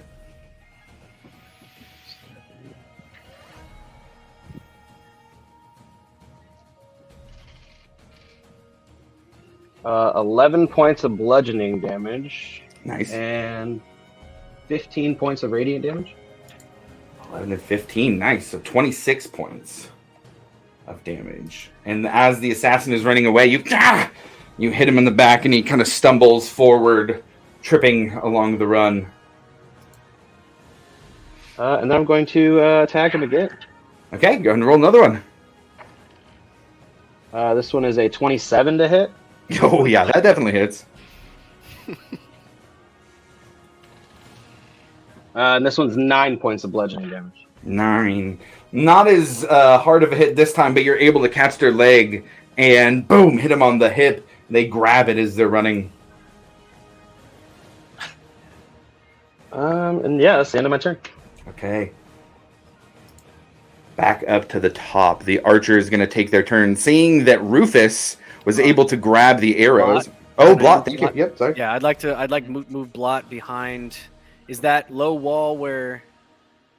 So the longbow dude, that low wall to his left. This one? Yeah, is that within 60 feet of me? Of you? Let's see. 5, Yeah. 10, 15, 20, 25, 30, 35, 40, 45, 50, 55, 60, 65, 70, 75. About 80. Okay, shit. All right. 80, and that's not counting the up. You're probably up about 30 feet, too. Okay, so I'm gonna take Blot, and I want to find a safe spot for him, but yeah, I'm gonna put him behind that wall. Okay, down there.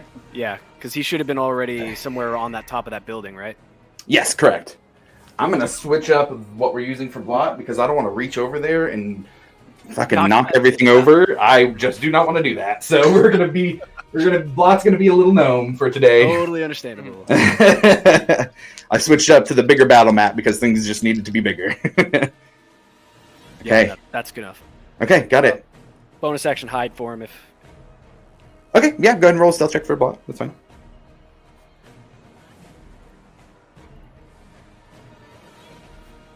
That's a 5 plus 3, so 8. Okay, got it. Good job, Blot. So we're back to the archer. Seeing that Rufus is able to catch the arrows, she sees the easiest target to hit out in front of her with everything going on.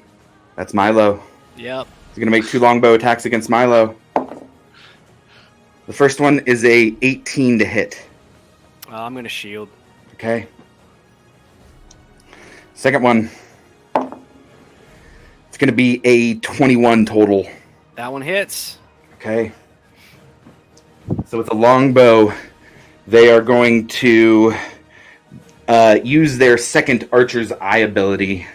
I'm out anyway, so.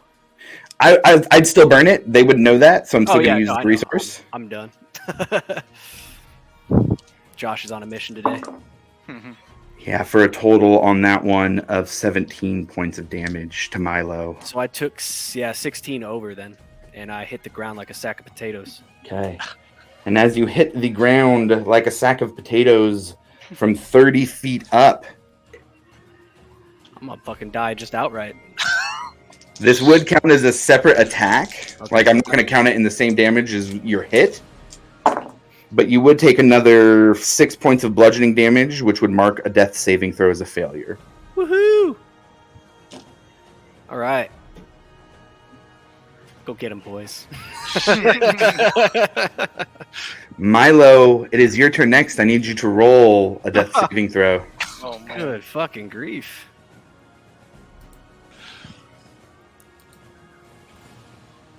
That's an 11. That is a Is- success. Is it a Constitution saving throw? It's straight D20. It's a 9 then. It's a 9. It's a 9. So it's That's a second failure. saving throw. I thought con was added to it. I thought so too, but For a death saving no, throw? that saving's just a straight 20. No, I think it's just a straight 20. Yeah. Okay. Yeah. Here, let me double check because I want to be real sure here.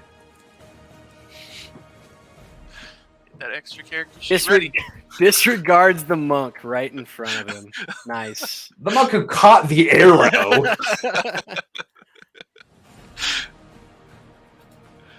Okay, hold on. Nope, it's here. not tied to an ability score.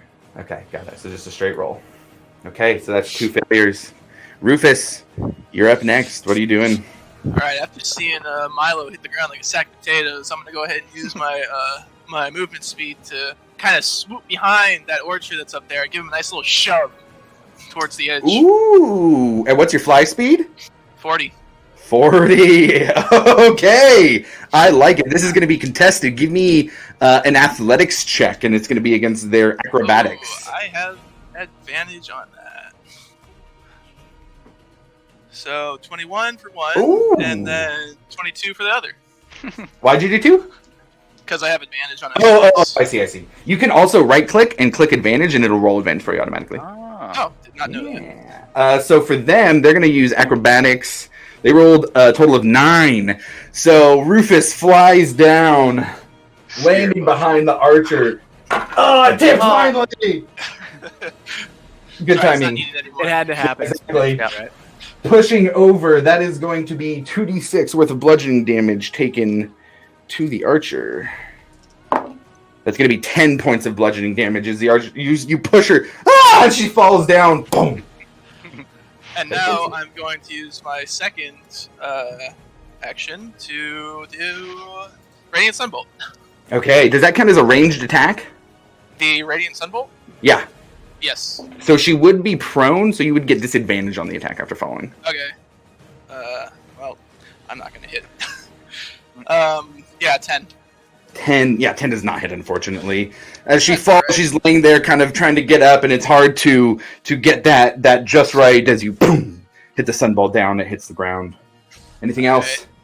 Let's say that's from Milo. All right. Ekamos, you're up. Varric, you're on deck. All right, I will move 5 feet to the right, still staying in my darkness. Okay.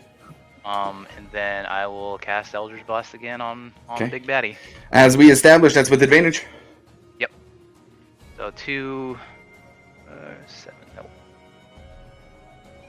16, 23 for that one off the advantage.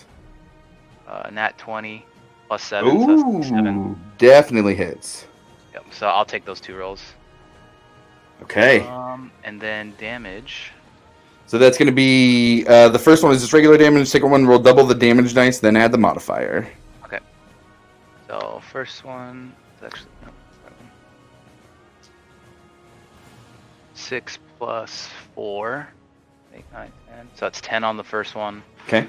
And then what'd you say for the?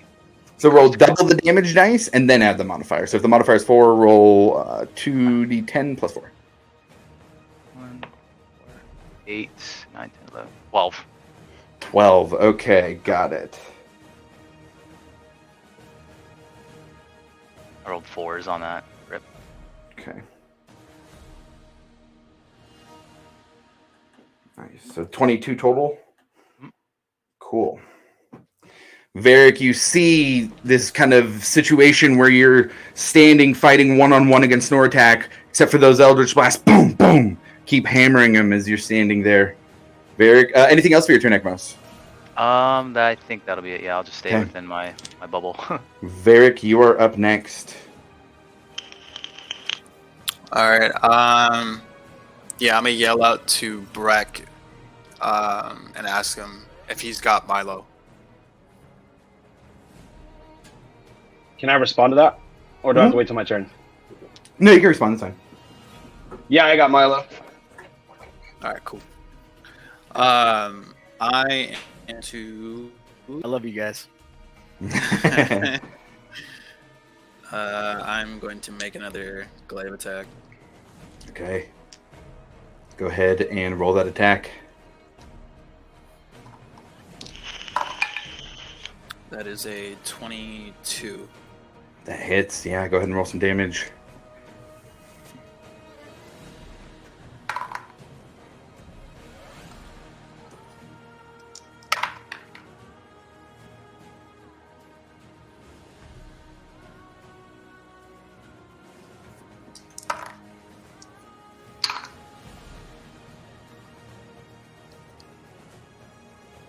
Alright, so I rolled a 10 on the glaive, so that's 15. I did my last charge of Cold Hand, and I rolled 10 for that, so 25 total. And then I added a second level Divine Smite and rolled 15. Jeez, so what's the total there? 40. What's your PR? So I think it was 38, but that's because I didn't double my Divine Smite the last time I got a crit. I'm gonna remember that just so. Yeah, so it should have been in the 50s. Okay. That's a big hit. And that's both or just one? Both what? Both attacks? I only get one. Oh, you only get one. Oh, sorry. All right, cool. Just one then. Yeah. No. Yeah, all right, good. All right. Anything else for your turn then, I guess, is what I should be asking. No, that is going to be it. Okay. I have a question. Sure, yeah, hit me with it. For Spare the Dying, does that, am I still able to cast that? Let's say if Milo were to like die, am I able to do that, or does he have to? It is, I believe, just when doing death saving throws. Oh, And shit, it's okay. touch, I think. Right, and That's it's touch, touch, so you'd my have to be brain, yeah. all the way over there. Yeah. Shit, Unless sorry. you're a Or- great cleric. Cast it through your imp, which is an option. Oh, I could. Which your imp does go at 10, and it is 10 on the initiative now, sharing with the assassin. I'll say, what do you want Beelzebub to do? Try to beeline it to Milo. Okay, and how much flying speed? 40, you said? 40. Yeah. 5, 10, 15, 20, 25, 30, 35, 40. And I think you can, yeah, so there's 40. Mhm. All right. So if that's the imp, then the assassin is going to go next. Can I ask how Nortek's looking? He's looking pretty beat up. He's certainly tired. He was not expecting the extra hits from Ekamos. It seems that Ekamos and Rufus were a unexpected factor here in this fight to them, and he's looking pretty rough. Yeah, for sure.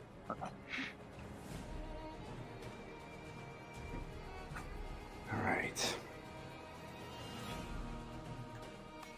The assassin sees Breck chasing, but also hears that he's going for Milo with the yelling that's happening. Seeing how hurt Nortak is,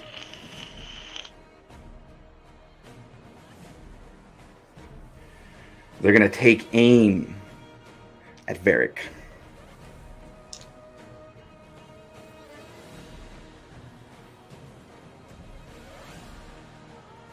Okay. That's going to be a 21 to hit. Shield. Okay. Shield it is. A crossbow bolt tipped with poison heads towards Varric. shield to block it from hitting. As they look around, they start to run again. Breck, you can see, fuck this. They move out of your range if you want to take the reaction. I do, yeah. Okay. Go ahead and roll an attack. 18 to hit? An 18 will hit. Yeah, go ahead and roll some damage on that.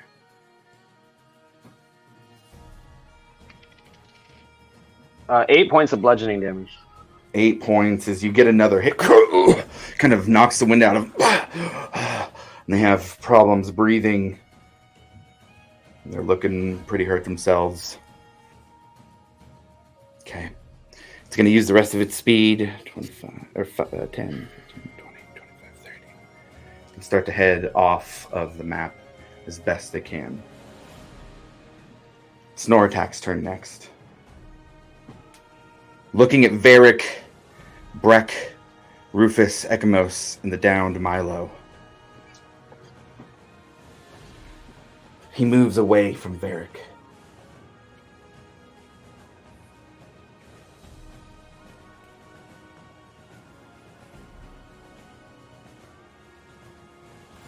Whoa.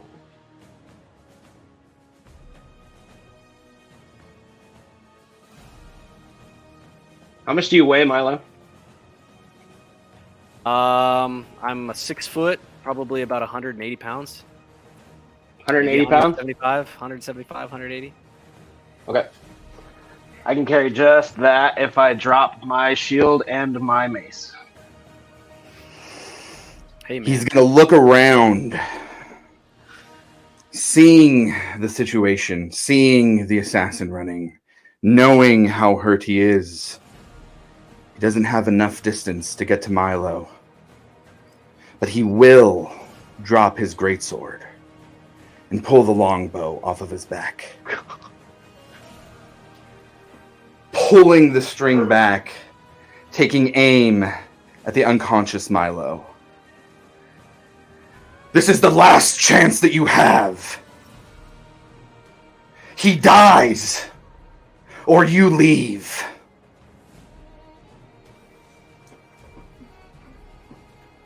I can assure you, if you kill my friend there, you're going to regret it. Second that. Then you have made your choice. And you have made. And he lets loose. Now, Milo is considered prone.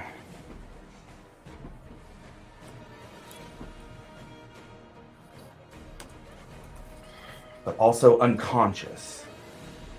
And so incapacitated. Can't take actions or reactions. Attack rolls have advantage, so this is going to be a straight roll against Milo for the final death save. I need to use a special set of light up dice here for this. Oh no.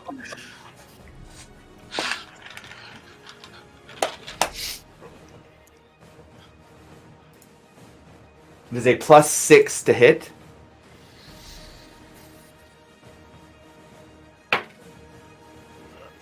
Eight plus 6 to be 14.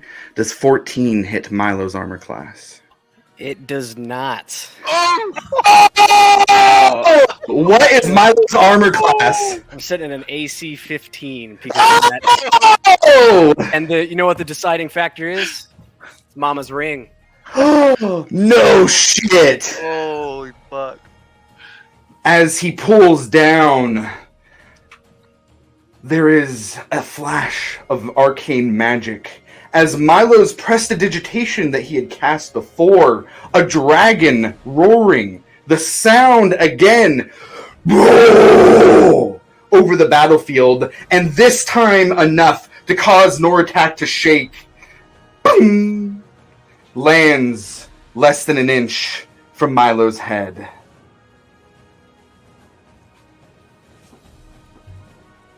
That is all he can do before Breck's turn. Get that boy. All right, I'm going to Bonus cast Expeditious Retreat, Okay. which doubles my movement speed. I'm going to drop my mace and my shield. Okay. Pick up Milo and run 50 feet around the tower that he was hiding behind. Okay. Now While it is. picking him up, can I do lay on hands? I'd say so. Yeah, you can do that because that's an action, right? Yeah, Now it is half speed to drag someone or carry someone. that's fine. Okay. So you go 25 feet. And I only have one more point of lay on hands, so. Jesus. That's enough. Milo, 1 point of health. You are brought back to consciousness in whoa, Breck's arms as he is fuck. carrying you away. And as I'm kind of running with him, I kind of want to shield him kind of with my body. Okay. I'll allow that That's- for sure. Kind of how I'm going to end the turn. Okay. The archer's up next. They take a look. They see Varric standing alone. They're going to continue to make shots at him, trying to help out Nortak in the situation that he's in.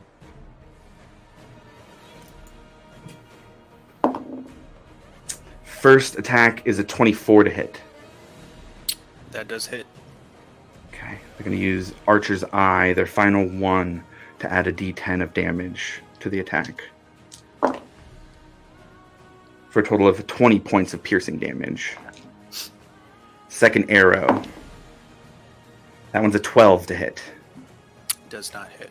After the first hits, you're able to see, you use your glaive to push it out of the way as it comes towards you. They've only got half their movement left. Seeing the writing on the wall, they're going to move 15 feet. 15, trying to leave. Milo, with 1 hit point, you are up next. I'm gonna look up at Breck and just be like, what is going on? And then if I can, Don't worry, Breck's got you. I'd like to, while he's running, I'd like to kind of just go with the motion and the flow that he picked me up, and as he's starting to run, I'm gonna kind of continue that flow, and if I could go right back up on top of that silo and go prone again. Okay. I'm talking full You- coverage, but right before I do, I'm gonna throw down a vicious mockery at Nortak. Okay. And that's a save? What's your spell save? It's a 15 wisdom save.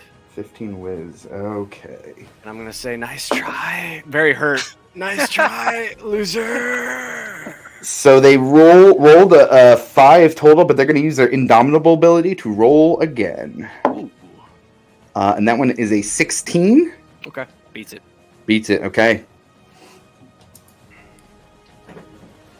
And bonus action, hide. All right, go ahead and roll that stealth check. Rufus, you are about up. Ekimo's going to be on deck. It's a 9. 9. Yeah. You try to hide, but you are But exhausted. I got full cover? Full coverage? I would say, for the most part, from anybody down at the bottom, you do have full cover. Yeah. Sweet. Sure. Is that Right. implying there are people up top? No, it's not. No, it's not. I know you almost just died, but you're good. You're good. Real high alert. Rufus, you are up.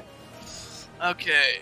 How far is the that guy down there? Which one, the archer Yeah, or the archer. Nortek? The archer's not very far. From you, you're only 20 feet length. You would have to go down 20 feet, but you're a monk. It wouldn't hurt you. And how far A is? question. Sorry. Sure, what do you got? Would I be able to say anything during his turn? During Rufus's turn. Rufus's turn? I'd say so. That's fine. Alright, I tell Rufus, don't worry about them, they're small fry. We have to make sure no attack goes down. Aye, aye, Captain. Yes, sir. Right away, sir. How far is Big Bad over there? 70 and then 20 feet up is what you are. Okay, I'm gonna do. If I use a dash, that's the only action that I can take, right? I think as a monk, you can. I don't know if you have it Step yet. of the wind. But Step of the Wind, you can burn a key point to do a bonus action dash. Yeah, I don't have that. Okay, yet. then no. Oh, actually, just kidding. I do. Okay, there we go. I was gonna say, wait a second. That comes with being a monk, man. I was like, wait, what? Yeah, no, yeah, just found it. So yeah, I'm gonna go ahead and do that. Burn a key point for Okay. Step of the Wind. Dash all the way over to him, and then I am going to make a attack with my quarterstaff. Okay, go ahead and roll. That is a 19. 19 just hits. Yeah, go ahead and roll some damage on that. All right. And then that's going to be 10 damage. And Okay. then I'm going to go ahead and do, where's that? Flurry of Blows. Nice. Yeah, go ahead and roll. Earn that other key point. Where you at?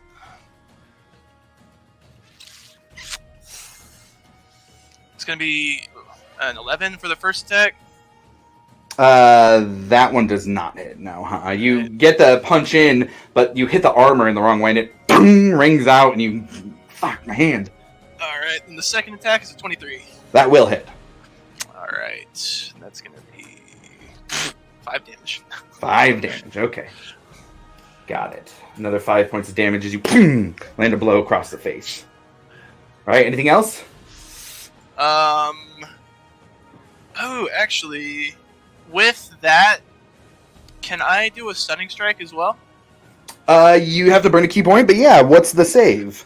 That is a DC 14 DC 14. Okay, got it. So, con save. yeah. They rolled a, let's see, 13, and you said it was a 14?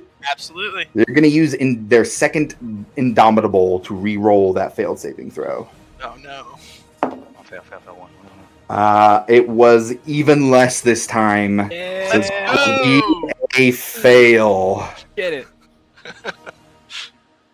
Ekamos. Anything else for you, Rufus? That is it.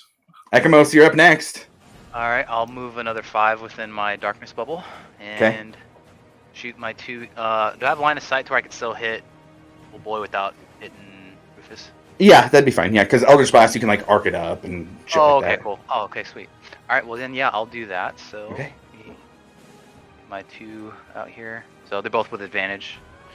Oh yeah, that's right. Because you're still in dark. Darkness. Yeah. Yep. 16 for that one. 19. 25 for the first one. Okay, that hits. Just by chance, did you ever describe what your Eldritch Blasts look like? Yeah, it's like a smoking like purple black bolt. So like purple beam with like black lightning, kind of like that's cool. fizzing in and out with like smoke coming off it. And then yeah, the second one does not hit. But yeah, the first one will hit, and I'll do 13. 13 points of damage. Okay. Rufus, with the Nortac right in front of you, you see this bolt of Eldritch Blast energy hit, but being stunned, he doesn't seem to have much of a reaction, but you can see now how ragged he has been. With that, Varric, it is your turn. Nortac stands stunned and looking Running very badly injured. Oh, sorry, go ahead. Oh no, I was just saying he gets a running start. Oh, running start is what you said. Okay, got it. Okay. Like, oh, get questions in now. So yeah, he's standing stunned, looking very, very hurt. So, quick question. Stunning strike paralyzes them, correct? I believe so. Let me double check here. Ooh. Or So if what I'm does not it say, Rufus? When you hit another creature with melee weapon attack, you can spend 1 key point at stunning strike. It must succeed a con saving throw. Be stunned until the next turn. It doesn't say anything about paralyzed. It just says stunned. So 'Cause if it just is stunned, which would paralyzed, I be know Uh-huh. paralysis is auto crit. I see. So it is considered incapacitated. Can't move, can speak, but falteringly automatically fails strength and dex saving throws. Attack rolls against it have advantage. Okay. Then I will move up to 10 feet within 10 feet and make a glaive attack. As you do, he looks at you, gritted teeth, blood coming out of the side, and he spits the blood at you. Fuck you. I just smile. Okay, go ahead and roll the attack.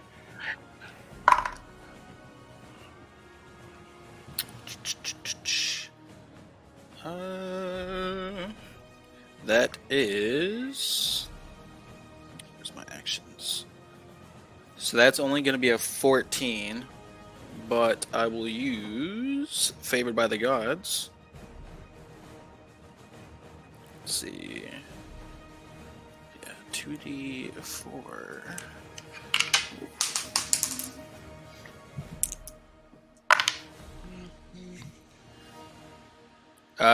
That'll be 18. 18 is exactly the armor class. If it hits, matches the hit. Let's go. Wait, what's up? You hit. 18 is the armor class, so you just hit. That is exactly what you needed. The only thing I can do, I've burned everything else, is just regular glaive hit, so that is going to be 9 points of damage. The specifically perfect amounts tonight are insane. No Why don't you way. go ahead and flavor that fatality for me, Varric? Oh, As he had 8 hit points left. So I am going to sweep his legs with the polearm and put it through his chest into the ground.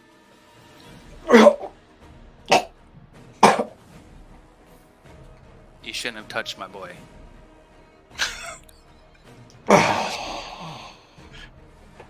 I'm just staring there like, God damn. Death rattle. As the Blood last all over breath Rufus. leaves Nor, yeah, just like arterial spikes.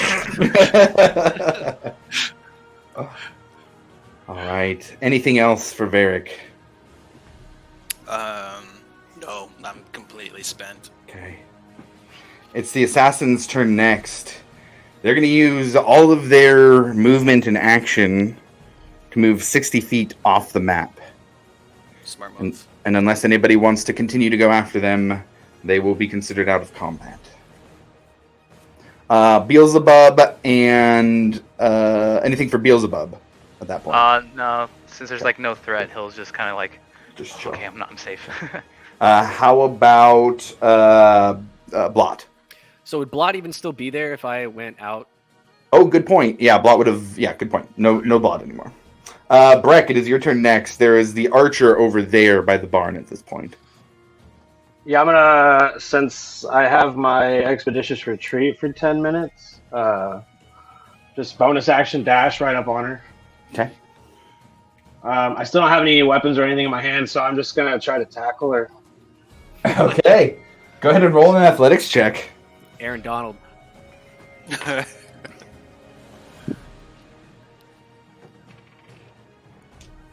12. 12 against their 8 acrobatics. You boom, tackle them to the ground as she starts fighting against you. Does that count as like an attack action? Yes, you would have to use your action for that. But does that count as an attack? So can I attack again? Like if I wanted to just like give her a good one piece, right? No, to the nose? you can. Yeah, you are using the attack action. You are not making an attack. It's a weird distinction. Okay. Yeah, I'm just gonna hold the archer down. Okay, got it. All right. So with that, the archer's held down. The assassin has ran off. I think we can say we're out of combat. God damn. Milo, you are on top of that tower, correct? Yes, just kind of huffing and puffing and staring at the sky. I believe I still have a bolt in my chest. Let's wait until I heal you to pull that out. Yeah, just don't rip it out or you'll die. Or you'll unconscious again. I kind of like roll over to check and see if the scene is clear, and then just kind of slowly topple off, but using the boots to kind of wind my way down, and then just kind of stumble into a. I just lay back down on my back. Oh, this one sucked, guys. I didn't like this at all. I'm gonna run over and use all of my lay on hands. Okay. So that's 15. Was it the archer that took you down, or was it the yes. assassin? It was the assassin and then the archer. No, it was. The assassin Yeah, it was first, the and then the assassin archer hit took a me hit. with a poison So the bolt. archer is the one that dropped you. Yes. Initially, The I archer's believe, the one yeah. that dropped me. Yeah. Oh, dude. You know what to do. I mean, yeah, dude. I'm just gonna start just fucking wailing on this guy. Just Yeah. And Breck turned into an Oath of Vengeance paladin. roll me 3d20. I just want to see like the my. average here, and add your attack modifier, If I see that, I kind of like reach out and be like, Breck, no. and give me So like the first- result the of each first two three were of each 16, d20. Okay. and you said add my attack modifier, like my unarmed. The first two were 16. Roll one more then. We're gonna do 3 total here. That was a 19. A 19. Okay, got it. And then that with the attack modifier, those will hit. Yeah. So you guys just see Breck over just boom, boom, boom, boom. How much are you trying to hit this person? Are you trying to end them? Until they stop moving. Okay. Boom, boom. Go to sleep. Go to sleep. Go to sleep. Go to sleep. They stop moving. They are unrecognizable by the time you're done. God. Jesus. Empty your pockets. Are they still alive? Roll a medicine check.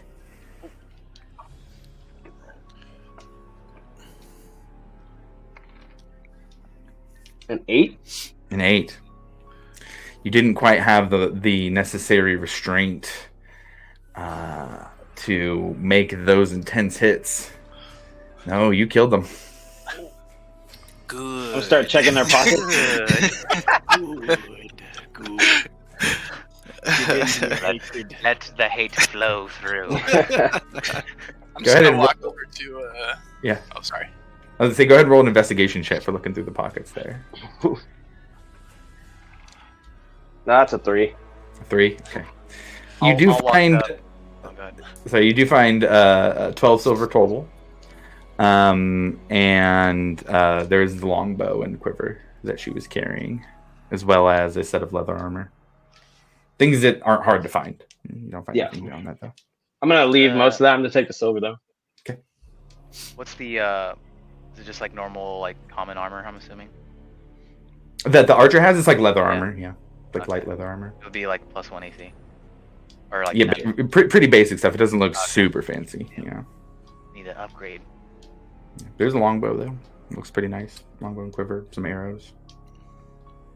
I'm gonna I'm go going to to- Milo and give him my last diet fruit. It's like, here you go. You took some pretty hefty damage over there. You know, maybe this might help a little bit. I like reach up for it. Has anybody healed me yet? Yeah, I gave you 15. Yeah, Varric did the full. Yeah. Okay, so yeah, I can reach up and grab it then. I was yeah. Do you want one of mine? I still have my 2 that I not. No. Let's Sure. get out of here. Let's just Okay. get out. Yeah, I'll like clasp your forearm and like kind of pick you up. So 15 and a dialect flute. What's the dialect? 1d4. D4, yeah. 1d4. 24 plus 1. It should be an actual item 3. in D&D Beyond. Oh shit! Yeah. Cool. Yeah, I just have it in other possessions. After helping him, I am going to go check out my boy Noratak. Okay. Let's see what this It guy looks like he has some pretty good stuff on him. So as Varric leans down, starting to inspect the body of Veritak, God, Noratak. With our powers combined. Let's go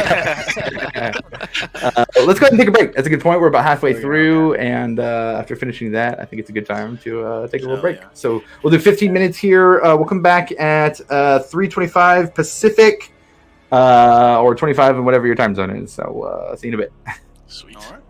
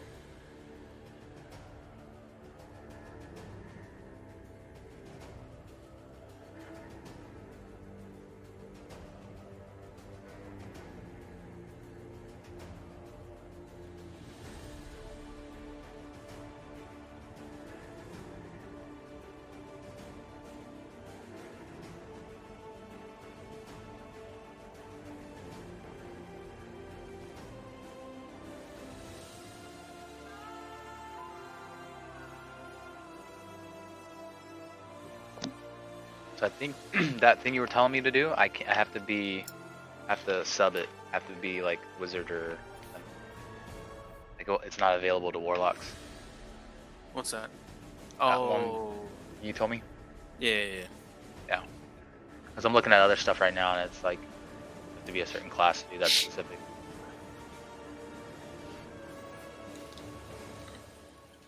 Josh, you're muted. We lost somebody. Flynn? Yeah. Okay. Yeah, I was really hoping someone had gentle repose. Does anybody have that? He does, and he's down. He was the one that went down. Oh, there you go. There he is. Oops. Yeah, I was thinking hopefully. I don't think I've been someone prepared, but should- Yeah. I will now. And I'm gonna stay the hell out of the way. That ring saved that. Dude, I love. That's the best part, man. That's so awesome. That whole Yeah. fucking thing led up to the one fucking AC, and it was the ring. That's one of those things in D&D that happens that is just like, Oh, yeah. It's fucking beautiful, man. Yeah, you can't Yep. script it. Nope. So go ahead and roll an investigation check for getting stuff off of Noratek here. Right. Put my stuff up. Oh, that is a 21. 21, okay. So, I mean, the big thing here is the plate armor. Mhm. It is very nice. Maybe some of the best you've ever seen. You can, pull it off of them if you would like. There's also now I will say a full description of it here. Its colors are kind of that deep red, crimson, black with a little bit of like gold trim as well. There is an emblem in the middle that is for the Red Wills. And beyond that, there's ornate etchings, kind of different like leaf or different little designs along it. The greatsword has the scabbard is all black and has a writing that is along it. It looks like it is something that is. I would say, does anybody speak Goliath? Okay. You can tell it's probably Goliath, but you're not sure exactly what it says. The sword itself, very nice, very well made blade. You can add a great sword or plate armor to your inventory if you'd like for that. Varric, maybe sorry, go when ahead. we get back, I can figure out what that means for you. But I am a little bit tired right now, Go ahead, rest. and I'm gonna just go ahead and pass out, like right there. For sure. Yeah.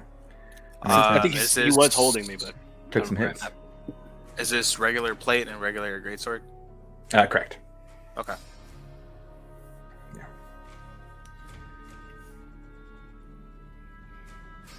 In terms of stats, regular. In terms of quality, would fetch a higher price than Okay. standard items because of its quality. You do also find a gold pouch, 653 gold pieces Okay. to the head of the Red Will Amber Watch. You do also find a set of scrolls. These scrolls seem to be information about the core spawn that he had mentioned. It talks about different varieties, crawlers, emissaries, seers, worms. Based on what he had told you, you think that the seers were the arcanists that had been corrupted, that were the ones who held the item that he was looking for.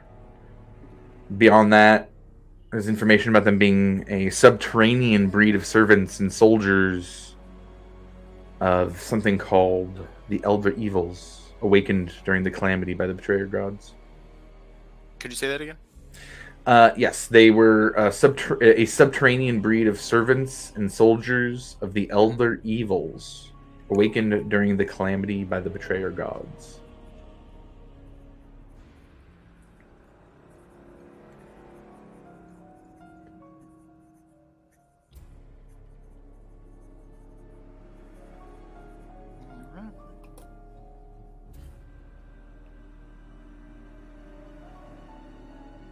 there are some drawings, even. You see winged creatures, insect-like, but these horrors, very odd, with long, not hands, but the end of their legs are just all for stabbing. They're all just different fang-like protrusions or long blades. Very disturbing to look at. Okay.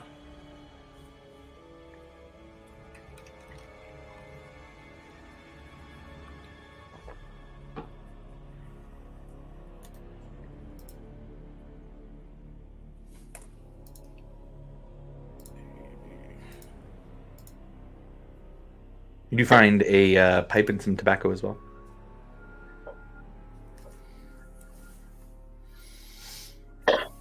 Yo, can I Type call is- dibs on that? It is all yours. The pipe is Hell made yeah. out of a purple wood. It is very finely carved, well made. Looks like there's probably a maybe not master craftsman level, but pretty good. And there's a nice finish on it, and it looks like it's been well used. Probably something that was often smoked by Noratak. But with the purple look, is quite exotic looking.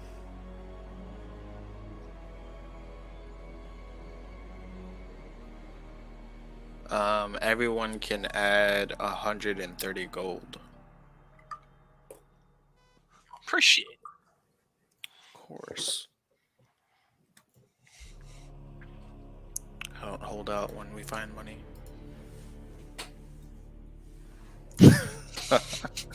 Hey man, that ain't mine to give. Yeah, I think someone had something that they did not want to share with the group. covered in wolf blood right now, I think. Somewhere. Hey, to be fair, that's his mom's, all right? Come on. That was his inheritance. She would want us to live wealthy. Spend whatever you can to save me. She saved him.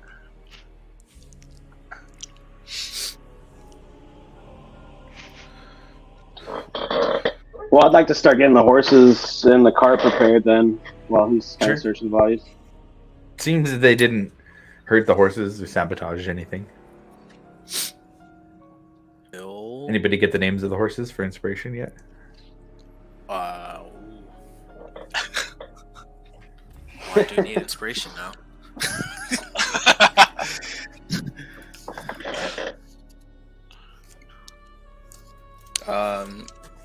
I will lay Milo in the wagon. So I got. Once we got the Gunner and wagon all Green. out of the barn, What's that? once we get the wagon all out of the barn, I'd like to drag the bodies into the barn. Okay. And I think their names was Gunner and Green. Hey, there you go. There we go. Those were the rentals. Those are the rentals.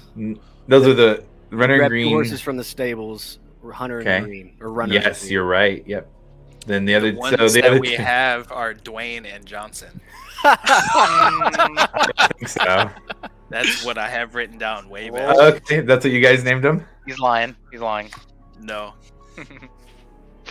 Yeah, this is like around the notes where I don't know. Okay. It says we met the Aki carpenter searches. and- Aki searches for two horses, Runner and Green. We were Yes, tasked those were with the finding missing her. horses that you Yeah. returned for a discount. Yes. I wrote those down the ones our that we horses kept? and they were named Dwayne and Johnson. Okay. I'm gonna look at Rufus. I And like be like, why Dwayne are you and arguing Johnson about way horse more. names? Yeah. Right. Yeah, I just I don't flagged. know. So Dwayne and Johnson. Dwayne and Johnson. Okay. Let me note that down here. Dwayne and Johnson. That tickles me. Yeah, this is like around the time when I got like Sancha notes and everything. Oh, but I also have Brown and Rock. That's what I was looking for.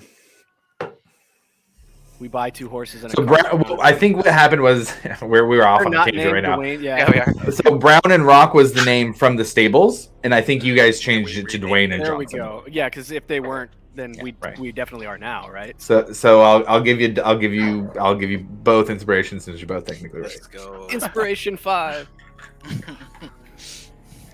Welcome to D&D. Over. Dude, after that last thing, I'm like fighting for any kind of advantage I can have now. All right. Oh, we turn the banner off here too. Okay. With the bodies pulled into the barn, the wagon and cart pulled out, Milo laid in the back for resting on the trip back.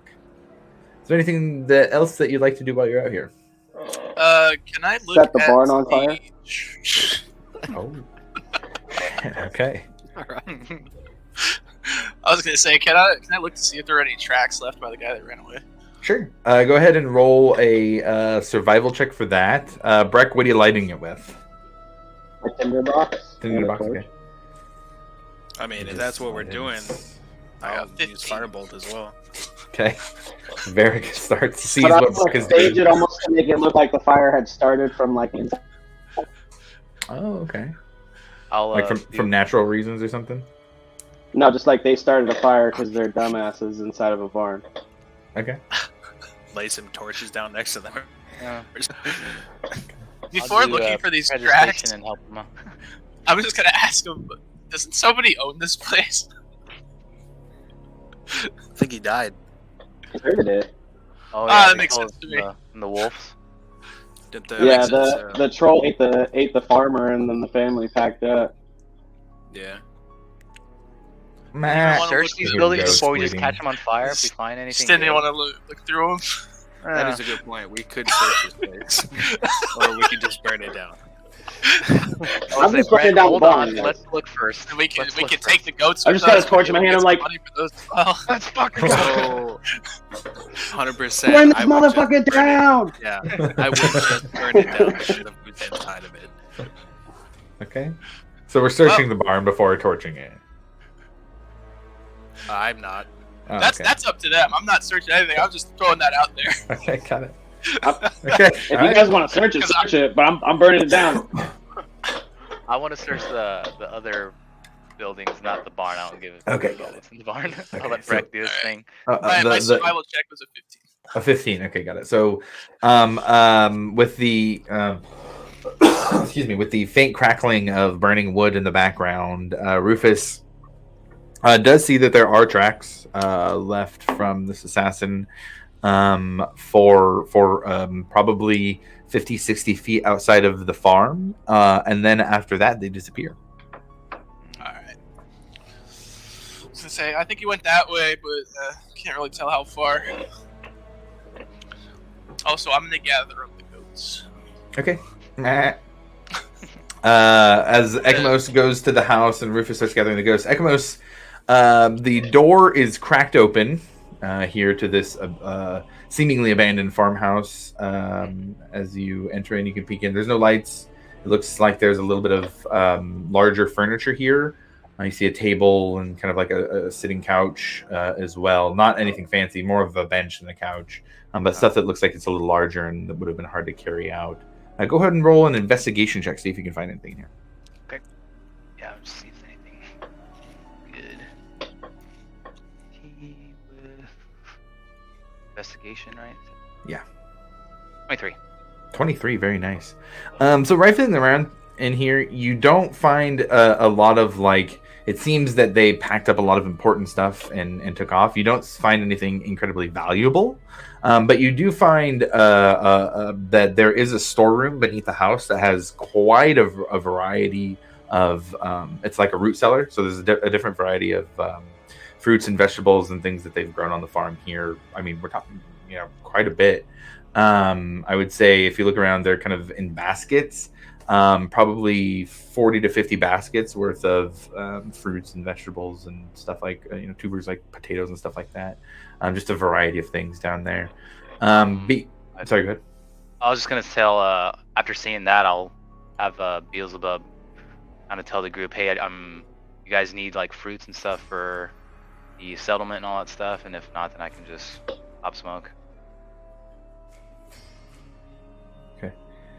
Beelzebub. You guys all see the little improv and repeat in impish voice. Hey, do you want all that stuff? There's a bunch of fruits and vegetables, and do you want all that? I'm good. Okay. Runs over. Hey, you want fruits and vegetables and all the stuff down in the food in the basement? I was asking Talking- Rufus. Oh, sorry. Sure, maybe later. Runs over to Breck. You want food and roots and fruits and vegetables for the settlement? How much do you think we could fit in the cart? I don't know. I'm named. You know how much is down there? It's a lot. I saw shelves and shelves of baskets. I think I'm good right now. Just right as you finish, turns around and runs back down to Ekamos. Nobody wants anything. Okay, cool. And I'll just have him jump back into my head. Is there anything else? Just that? Besides that, there is quite a bit of furniture upstairs. It looks like, anything that they couldn't take quickly got left.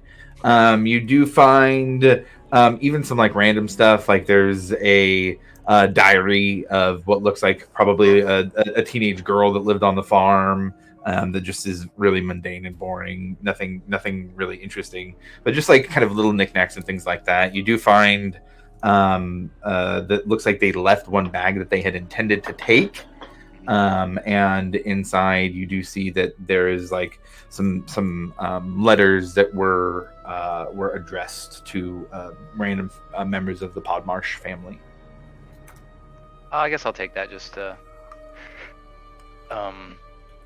guess send all that out for them. I guess because they wanted to Okay. mail it out. So I'll just grab that stuff in my backpack. That's closure. And I will just to say, it looks like stuff that they had received. Like they like receive we all sent them all that stuff. mails out. Yeah, I know stuff that they had Never mind. received. I'll leave it. Okay. How many goats were there? 3 goats. And as you start to go and like move towards the goat to wrangle them up, it moves away a little bit, and you move closer, and then it moves away a little bit. Let's roll an animal handling check to see how well the Aarakocra can wrangle up the goats. Corral. 16. 16. That's pretty good. Okay. Nice. Okay. So the trick is that as they're moving away from you, what you do is you kind of fly up and just like land on the other side, but you do so in a very calming way where like you start to pet them as you land, and they're surprised for a second, but then you kind of use a little bit of, it's not quite a full stunning strike. And more is just like a calming strike where you just kind of take 2 fingers and just like right on the neck, and they just and you're able to lead them over by the cart and tie them up to that where they could follow behind if you'd like to take them back that way. Yep, absolutely.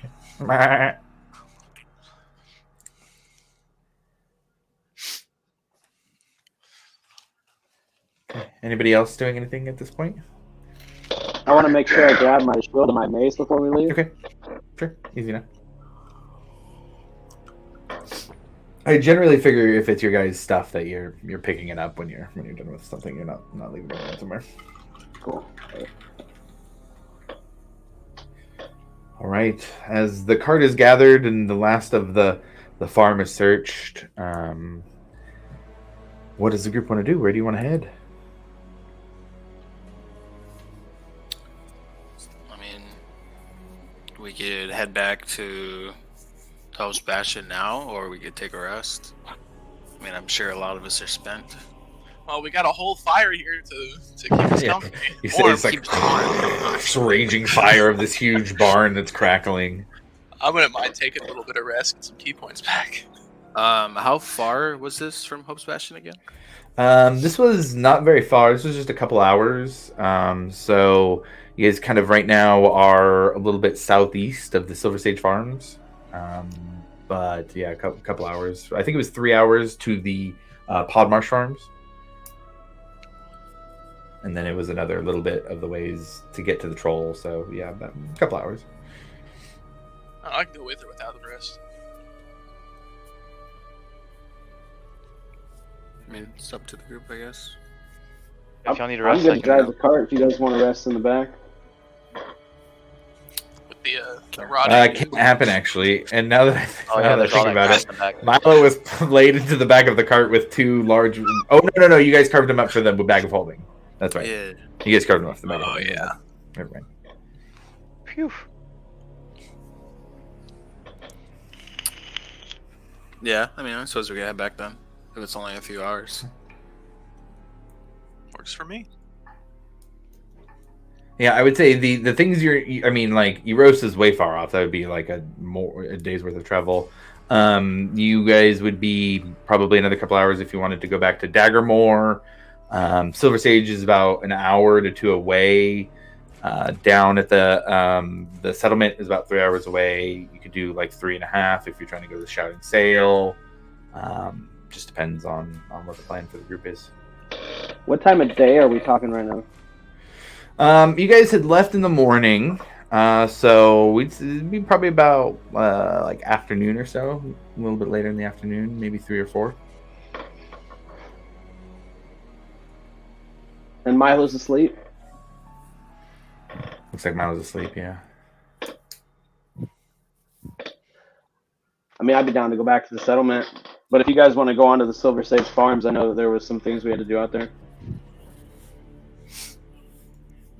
I just don't know if we're in a position right now to do that. Because we don't know who else is out there. I mean, anything can happen. We didn't expect him to show up.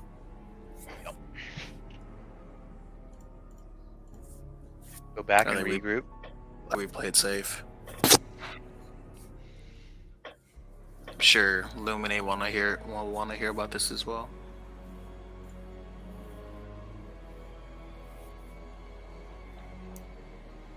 All right.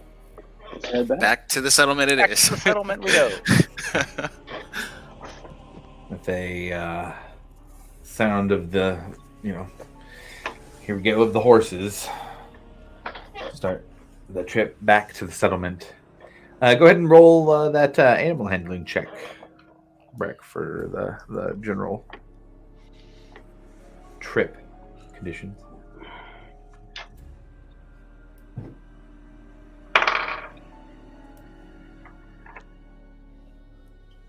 An 11. An 11. Okay, got it. So kind of standard, not too fast, not too slow, just a regular ride with the horses. They seem a little bit spooked from the noise of the fire and the barn where they were just at collapsing, but not enough so that they're gonna run off or anything. Is anybody keeping watch while Breck drives, or is everybody resting? I would stay awake. Okay, got it. Okay, go ahead and roll a perception check then for that time. Everybody else can mark a short rest as well for Milo, Ekamos, and Rufus. That is a 14. A 14. Okay. Okay. Yep. Oof. About 400 feet off to the west, you catch a glint of sun off of copper hinges attached to a familiar door and a lone Nope, not tree. doing that today.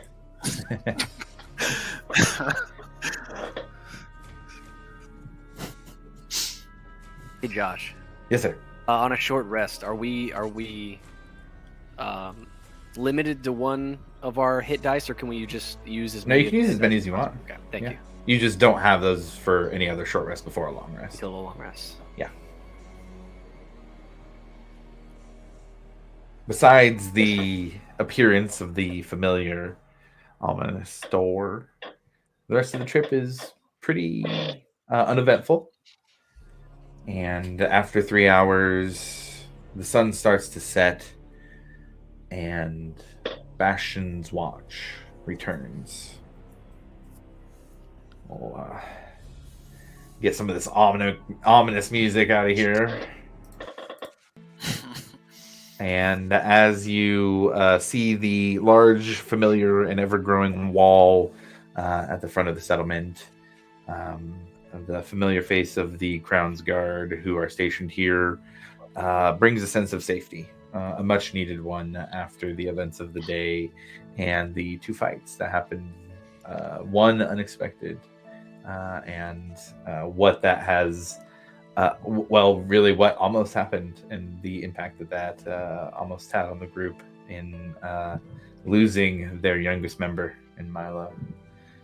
But either way, you hear a bit of merrymaking happening in the friendly ogre and smell a bit of food being cooked at different parts of the settlement, seeing gnomes walking around together, talking with each other, and some of the other humans here as you bring the horses and cart in to Red and Lorena at the stables and get them ready to be stabled.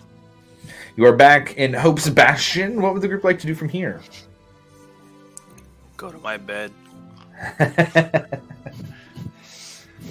Okay. Have we established like our houses yet or no? Oh yeah, so that's First true. time, Ekamos, that's right. thank you for pointing that out. Ekamos and Rufus, this is the first time here that you have been in Hope's Bastion, and what you see in this first occasion here, as you walk in, is a wall that has a large arch that a gate comes down, but at this point seems a little bit arbitrary considering that the wall isn't finished and somebody could just walk 60 feet in one direction and go around the wall. But it is expanding and it is being constantly worked on, with laborers finishing up the day. Even now in this late hour, you see stonemasons packing up, putting pieces away that help spread mortar, or even just lifting stones onto the last bit to be put in place before resting for the day themselves. And as you pass through the small archway, you see just a bit of scattered buildings here in the middle. Off to the kind of front and center, maybe 200 feet away, you see a well where it looks like there's a few people gathered. Looks like maybe one of the more central areas of the settlement, but a small shop with large open doors off to the left as you come in. Stables off to the right with a blacksmith behind it. Off up and to the left a little bit as you look around, you see very small buildings. It looks like they're probably about like 20 by 20 feet, made for very simple housing for those that can afford more than just tents. And as you look out beyond the edges of the buildings that are here in the settlement, you see tents on the outskirts. You see a wide variety of types of tents. You see the first thing that draws your eye is one that's maybe 2 to 3 stories, and it's not a tent so much as a set of wooden platforms that have been set up for tents and yurt-like structures to be built up on it, and recognize some of the Nimblefoot gnomes climbing around this large tent fort structure. You see even just basic tents of some laborers who decided to not go with the small housing that's actually made of wood and is a little more material, but choosing instead to stay in tents just outside of the settlement and where it's expanded to so far. Rufus, especially you pick up that there is a large tent off to the left of town, out maybe 300 feet or so. It is a nice tent that is got more than one top to it and kind of has arch connections between. But you recognize the familiar blue of the Cobalt Soul with their emblem out in the front as well, and know that they must have a presence here, even just walking in your first few moments. Interesting. But with that, welcome to Hope's Bastion for the first time for Ekamos and Rufus. Welcome back for everybody else. I'm gonna stir, and as I wake, I just immediately come up. I think I could use a drink. I'm gonna head over to the friendly ogre if anybody wants to join for a little bit, and then I'm probably gonna go to bed. I'm gonna stable the horses and then join Milo. Okay. I'll see you in there, Breck. Just gonna kind of talk with Ekamos for a minute. Just, hey, we finally made it. But, Finally made it. Been the, quite the journey. They got my past people. over No, there. your guys are over there. If you need to go there, go for it, man. You've been dying. I might wait a little bit for that. Okay. Just wait a little bit. You wanna go in with them and just kind of shoot the shit in the bar? Yeah, what? Okay. Varric's heading back to go rest right away. Okay. Yeah. So Milo walks first into the friendly ogre and hears now seeing both Aki and Alvor having returned with a group of the three of them making it back safe, giving a smile over your way and playing some fun tavern music that is causing everyone to be lively. And the thing you pick up most is that there is a group of about 15 gnomes in here that are just having a raucous good time. And there are some very Dwendalian, kind of Zemni looking workers here that seem to join in on the festivities. And there's a little bit of a party situation going on here. It seems to be that the gnomes are done for the day and having a great time. And you see over in the corner, sitting next to Mastani, Harry as well, Harry. partaking, not going crazy, or anything, but definitely with a drink in his hand. And you see, as you walk in, you hear first, Sanja comes up and grabs you from behind with a hug. Hey, friend! Sanja, please be careful. Just be gentle, friend. Okay. And just drops you completely, just lets you fall from the height that she'd pick you up to. As I kind of make my way back to my feet from the stumble, I pat her on the shoulder. It's been a long day. It's been a long day, but I'm glad to see you. You too. Everything okay? It is now.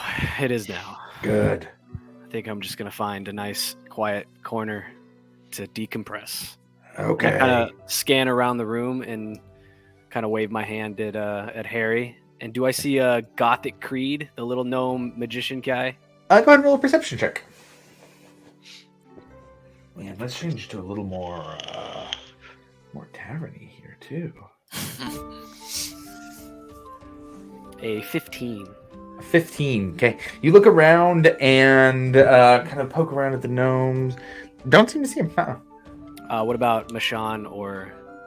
God, I can never remember her name. Serenity? Serenity. Yes. It seems that you can see through the doors that Mashan, as Serenity comes through the doors, and so you see her through the door. You can see it looks like Mashan is closing the mercantile doors and is getting ready to come help out over here. Just give him a friendly wave and kind of let him know that we're here. And then I'm going to go find the most remote table. Okay, got it. To go sit at. Mashan goes, hey, fam! Hey, And Mashan. you go over to a table, find a remote corner, and sink into it. As you do, Ekmos, Rufus, and Breck all finish up with the conversations and stabling of the horses. Everybody sees Milo over in a far corner and sitting in a table. Does it look like you're still trying to be on your own, or do you have like a face of like "fuck off, leave me alone"? Or are you more? No, inviting? I definitely mean for the party to join for sure. Okay, got so it. I like actually call those guys over. Okay, got it. Just bring up like just a Toddle on small over blue there. light above my fingertips. Just walk on over. Do the old scan. As Ekmos and Rufus walk in, you see a large half-ogre woman wearing a red vest, and it looks like some nicer pants now, at least that you've ever seen any ogre type wearing. Long red hair, kind of, it looks like a little bit nicer cut, but almost more like a little bit. And you see her kind of run over to Breck. Breck, hi! And goes down and like reaches down and gives Breck a big hug. And then kind of stands back up and looks at the two of you. Hi, friends, I'm Sanja. Hi. You're Hello, huge. Sanja. No, I'm Sanja. Sanja. Yes, you are. Yeah. Hi, I'm Sanja. Yes, you are. Hi, I'm Ekamos, and I'll kind of like put both my hands out to shake her one hand. Okay. Hi, Ekamos, I'm Sanja. Nice to meet you. I'm Rufus, I guess. Oh, hi, Rufus, I guess. I'm Sanja. All right, I'm gonna go sit. I'm gonna go sit. we're over gonna go there. join Okay. Milo. All right. Good to Bye. see you. Nice to meet you. I'm Sanja. Yeah. And you see her kind of go over by Aki and Alvor and start kind of taking a little ribbon and dancing around with it. I'm gonna go over to talk to Milo. Like, that's a very interesting character over there. I mean, look at her. She's dancing with a small ribbon. It's very She must be disproportionate. Yeah. She's extremely nice, yeah. Yeah, and to give you a She actually description helped of us build a this whole bunch of little tavern area, it's very simple. It's not very it's a very new construction, but it's not very decorated or anything like that. It's mostly just some walls Fine. put up. It looks like there's some very basic art pieces that have been made, but you can tell it's like nothing that is like professionally made, just stuff that has been thrown together. But it's nice and everybody's having a good time. There's some long bench tables along with the round ones and square ones that are smaller that you guys are sitting at. But it is a very basic little tavern here attached to the mercantile shop that you had seen coming into the city, or to the settlement rather.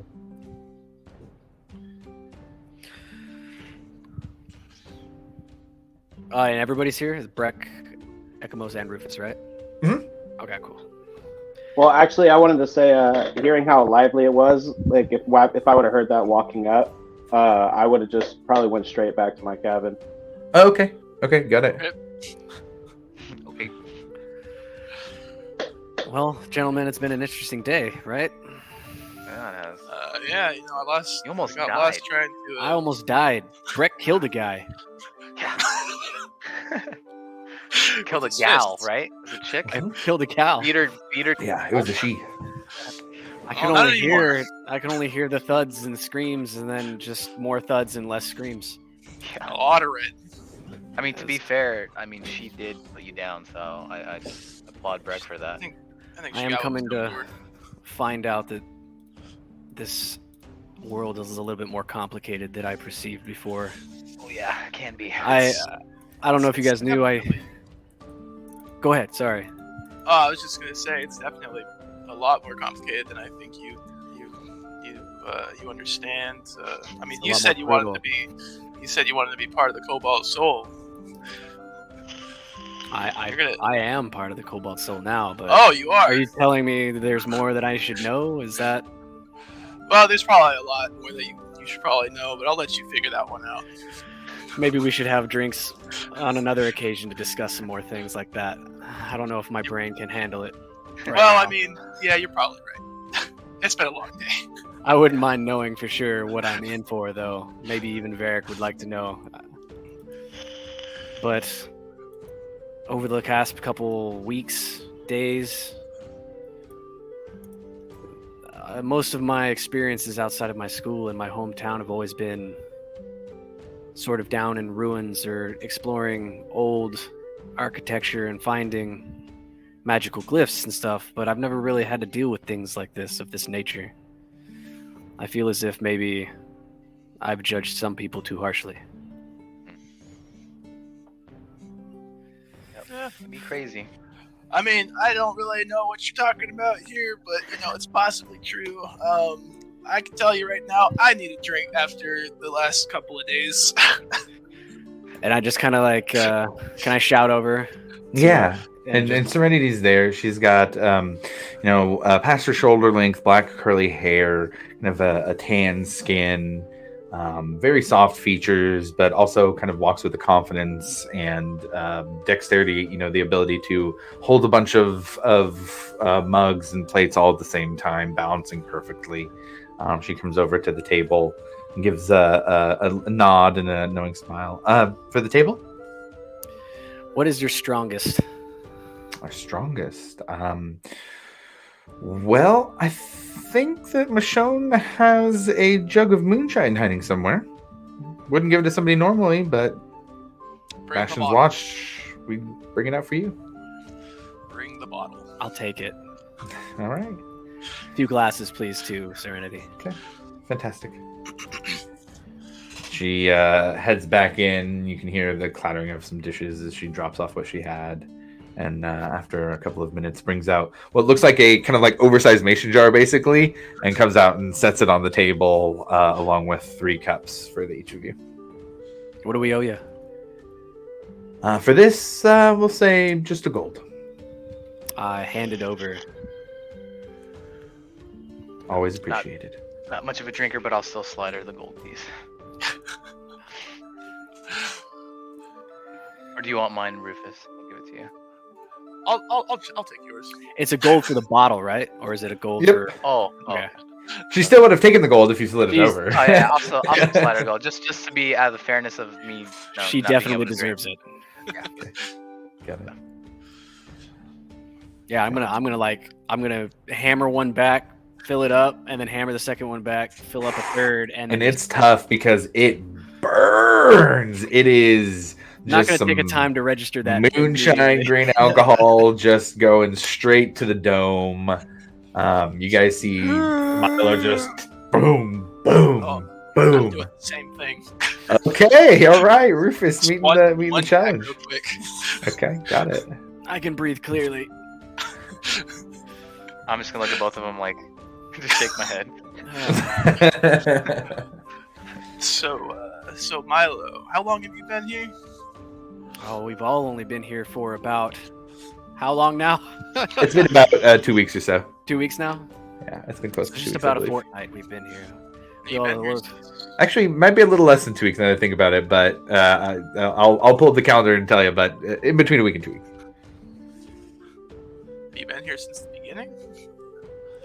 Not really since the beginning of the village's conception or anything like that. We arrived more through various means and reasons to come here, and we all seem to be of like mind to support and watch this settlement grow into something good. We wanted to make it something important. What made you want to come join the settlement?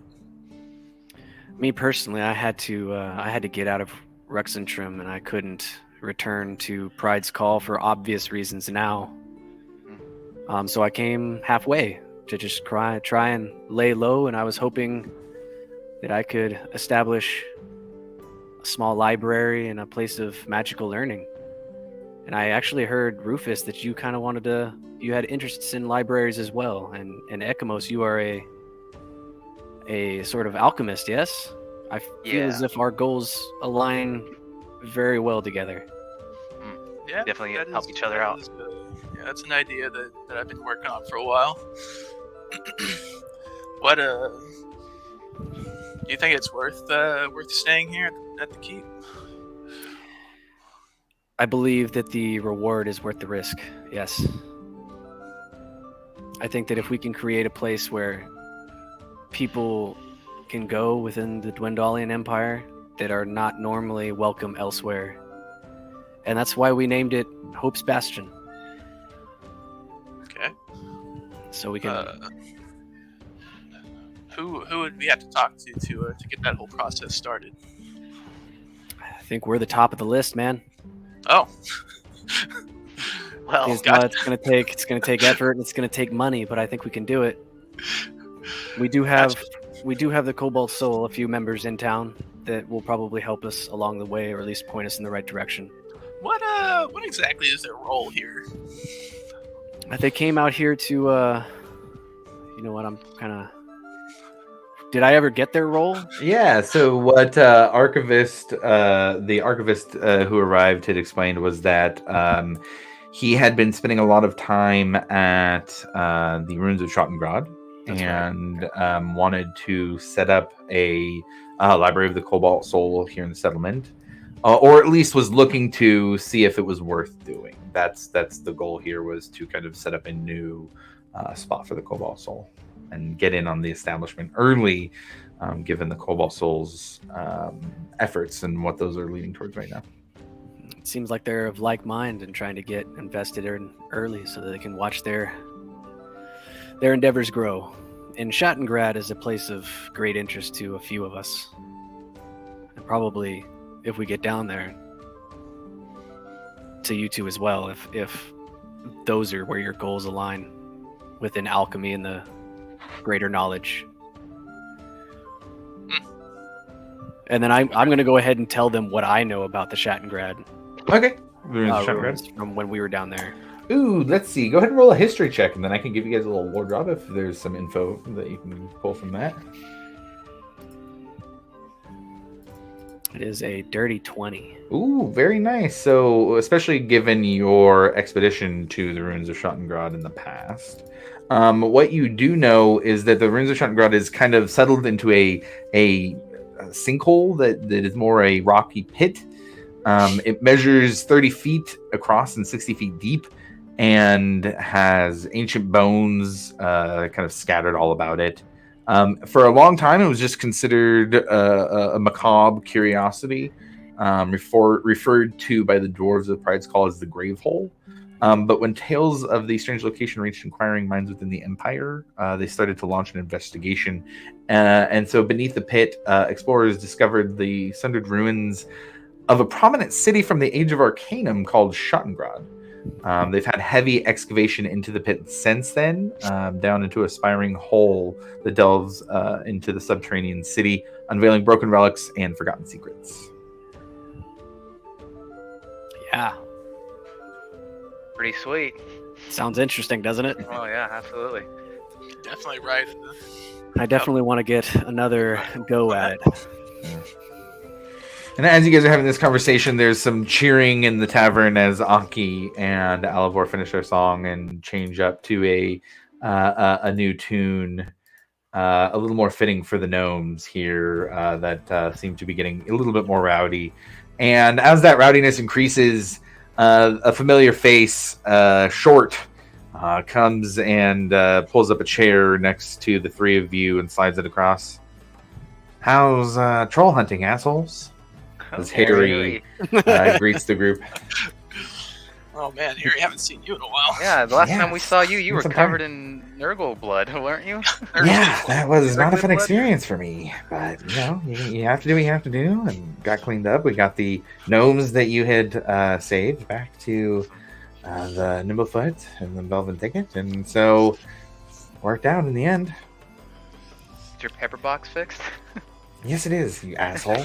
I know how to fix my gun. Can you keep it, can you keep it fixed? Shots fired. I will fix it as many times as needed to shoot explosive powder. Okay, all right. Yes. I can fix it. I can fix it. Sorry, no, that was such a hot button for you. Yeah. Troll hunting actually was not that bad. What came after was a little some. more challenging. Yeah. Ran into He trouble that almost day? died. We did. Yeah. You remember Noratak? I do. I hate that guy. He's dead. Oh, you don't have to hate him anymore. Yeah, you don't have to him We've anymore. we've tangoed in the past. Well, I'm kind of sad you weren't there. I'm sure you would have loved it. You say you don't have to worry about him anymore. What did you do? I message in his head, and his body is burning inside of a barn right now. His eyes kind of get a little big. Wow. I understand. So you may want to act accordingly. Maybe inform the Long Rivers of such a development. He Maybe leans leave us out of forward. it, though. Yeah, he leans I'm forward. not- I wish I had been there myself, but you understand there will be retribution. He was their top guy. Nobody Was. knows yet. That's big Was. moves. That's big He made- moves. He gave us an ultimatum. To be fair, if he was their top guy and he went out like that, well, I mean, what does their next top guy really look like? Yeah. Come on now. Harry, I'd be wish for there, Rufus. do you know about some of the lesser individuals that they employ, and if they were scared to death, would they run back, or? It depends. Oh yeah. It differs from person to person. They might. I wouldn't be surprised. They pay very good money, and they would incentivize doing so. Two got away. No, one got away. I remember. as like my head starts to hurt, I'm like, oh. Yeah, I'll Only relay, one got away. One So got away. you, so you're telling me you killed Noratak, and one of the people who were there who knows about it got away. I don't know if he knows because he took off before we waxed him, right? Me or No, I'll just kind of jump in on the conversation. sorry. And be like, I think they were still close enough. Would have been close enough when it had happened to be aware of the situation, all right. or at least that he was close to death. Okay. Well, That'll be an issue later in life, I'm sure. It's a future oh, it problem. certainly will be. It certainly will be. Yeah. Oh boy. Oh, and he kind of has this weird mix of excitement and fear on his face. It's a very confusing, like, well, what happens next is You'll give us a heads Gonna up be if interesting. you hear anything, yeah? you there? Oh yeah, I will. Okay. I'll be there at the meeting tomorrow with everybody representing the Long Rivers. Casbin himself isn't going to be attending just for safety reasons, especially now. I think that is warranted. It's a good choice. I appreciate you letting me know. I will be sending information to the Long Rivers to Casbin immediately. I'm sure he will have guards at his side at all times. Anything of note that you want to tell us No. after that? Do you think you need to trump that? No. Mm-mm. Nope. No. That's big news. No, you all did what I wasn't able to. I got a bullet in him before, but he never went down. I'm gonna grab it with a very like well, I don't know. I'm just gonna grab Ekimos' glass and be like, mind if I grab that? Go for it. I fill it and slide it over to Harry.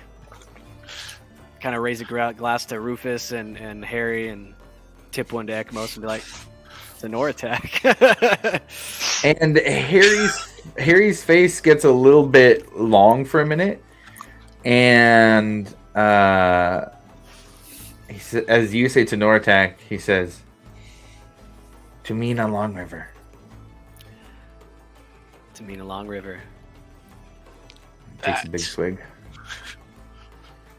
Puts it on the table. I believe her death is now avenged. The very close feature is going to be very interesting for us.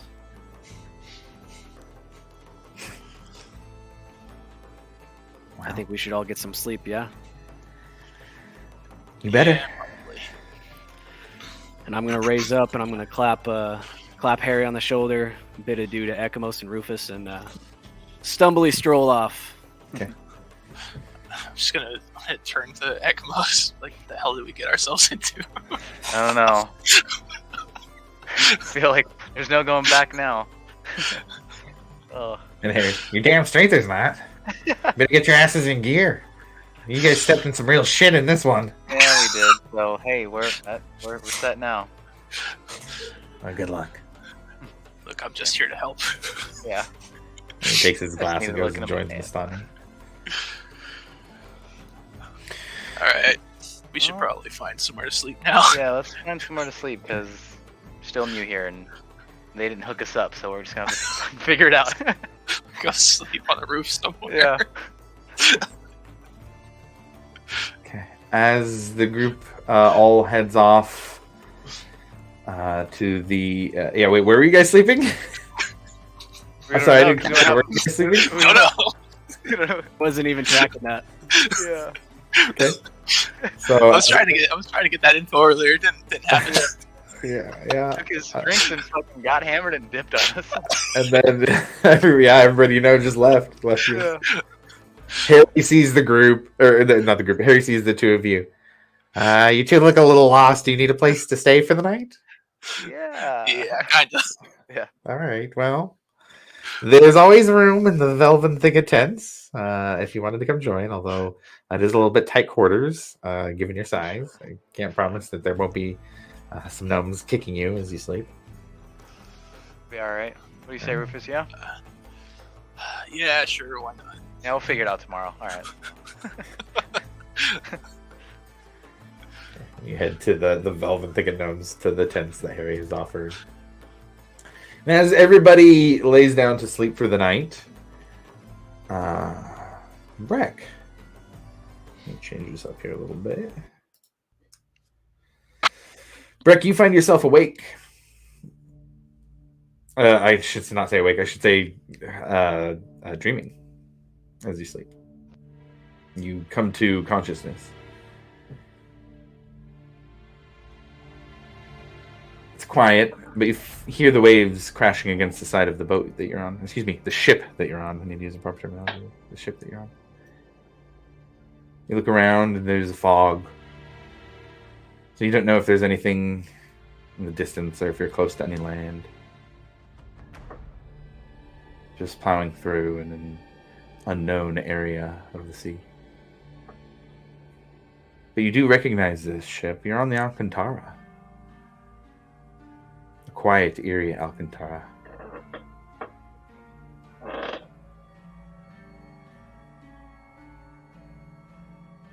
Is it just me on the ship?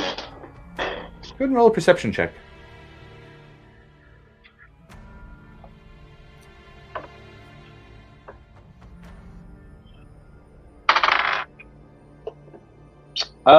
I got a 1 minus 1. A 1 minus 1. A 0, okay. You look to the other side. You can see something on the other side of the ship. Maybe a figure. You're not too sure. But that's the only thing you see.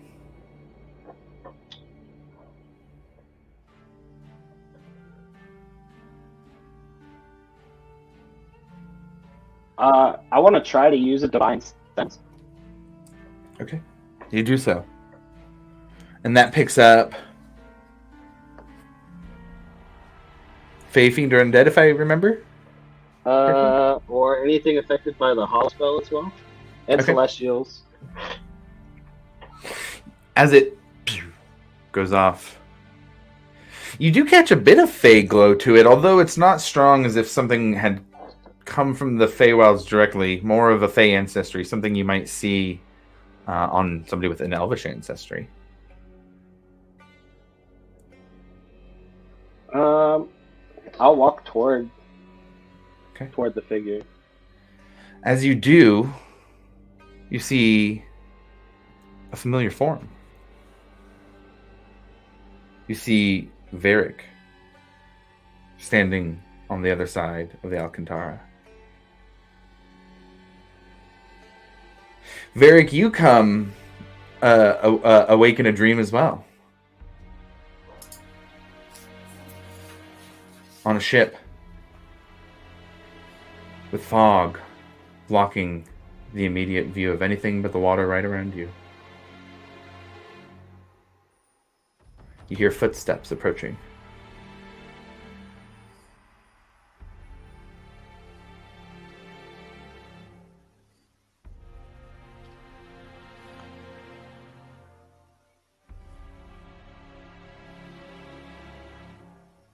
I'd like to say, what are you doing aboard the ship?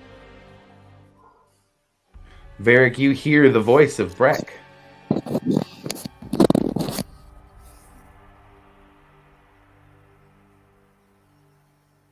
I honestly don't know what to say. I would just be confused, honestly. Be like, is this a dream? Like, how are you here?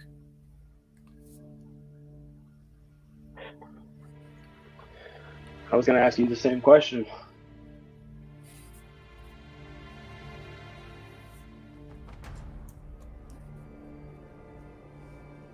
Varric, you feel a rumbling. Similar to dreams you've had in the past. I run towards the edge of the boat and look down. Breck, you see him doing this. And as you look over, you see an amber eye crossing through the water underneath the boat.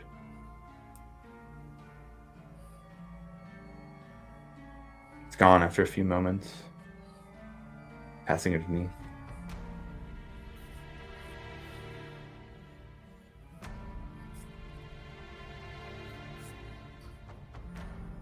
I'd like to run over and see what he's looking at. As you lean over the side, you see a massive yellow eye. Almost reptilian in appearance. Feet across. Do you see that too? Yeah. Have you ever seen it before? Not that I can recall.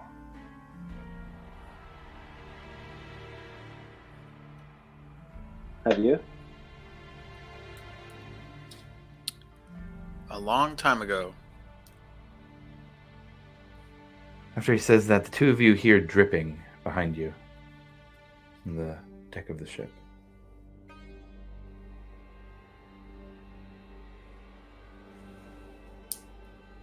Do you know what ship we're on?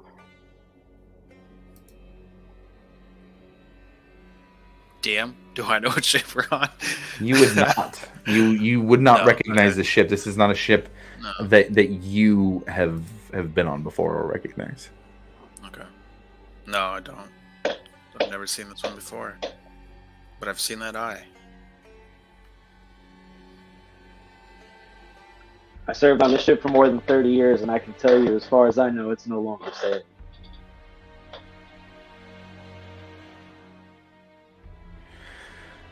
Breck, you feel from your back something pushing against you, trying to shove you over the railing of the ship. I need you to roll an athletics or an acrobatics check. Can I assist?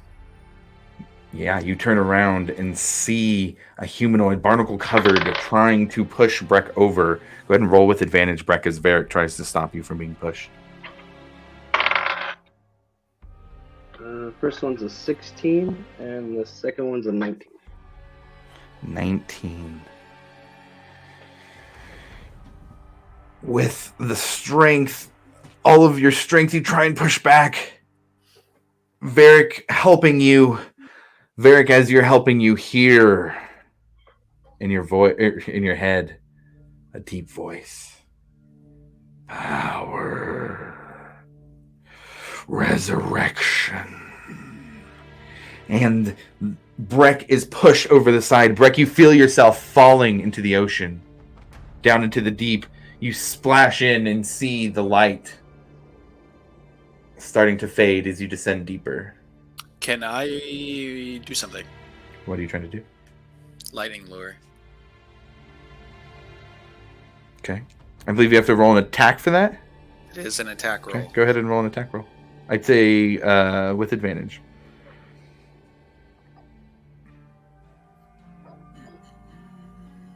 Do I have my armor on in the stream?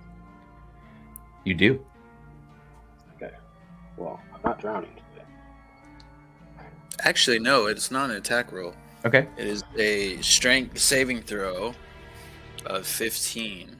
Since it's a save, I'll let Breck choose if he wants to give up the save. You see a lightning, almost like a bolt of lightning that moves around like a rope being extended from Varric's hand down to Breck in the water. And it, say, I'm not going to let another one go down. And as you say that, you turn and look at the barnacle-covered figure who pushed Breck over, and you see the face of Veril. Not as you knew him then, older now.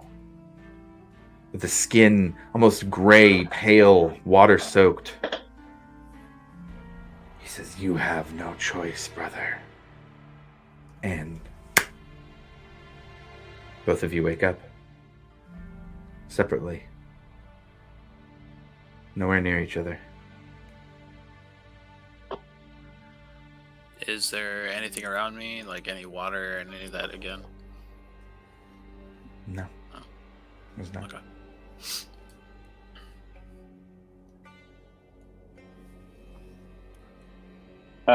What time in the night is it?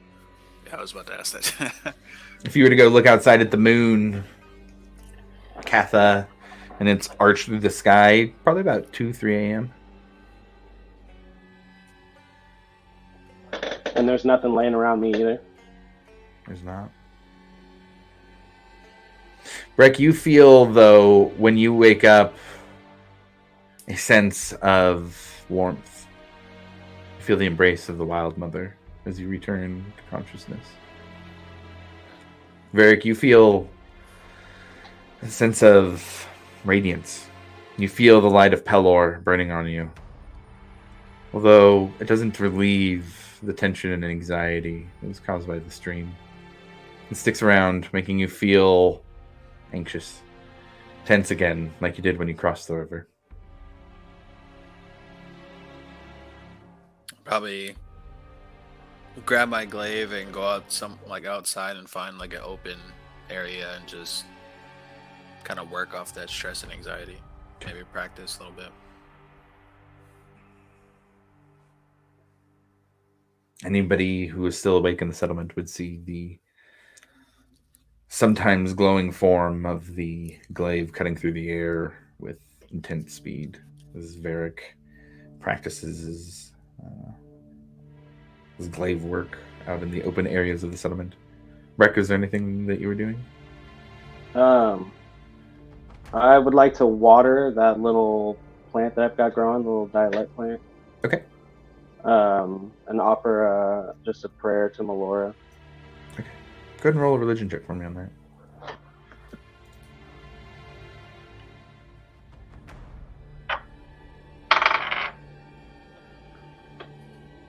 Nine. A 9, okay. Even here in this building, this small building, you feel a warm breeze and a sense of comfort from the Wild Mother. Just a little bit of growth on the dialect plant.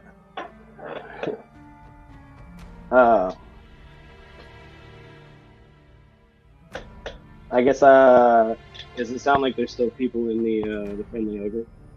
No, it's a little late for that at this point. Yeah.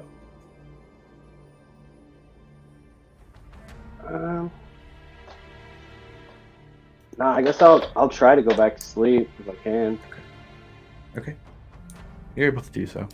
And a restful sleep comes to you. No more dreams or nightmares.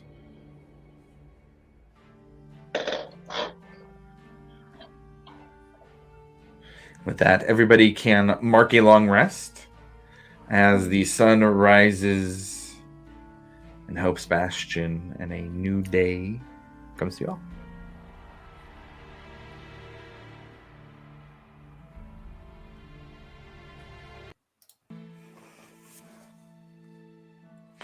Anything in particular that anybody would like to do at this point? I would head to the familiar blacksmith. Yes, and you see the bald-headed form of Bowen already going about his excuse me, going about his day, setting up some tools and materials, and gives a friendly smile as you walk in. Welcome back, Varric. And I don't even think I would say anything. I think I would have Noratek's armor in my hand, and I would just throw it in the fire. Okay. Give a little bit of a eyebrow raise at that. Look at the armor and look back at you. Make a good set of different armor, I'll bet. Upgrade what I already have.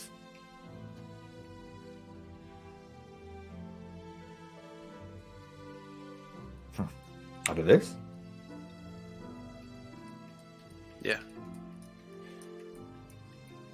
I can see what I can do. No promises, though. That's all I can ask. Give me some time. Mm-hmm. See if I can work on it.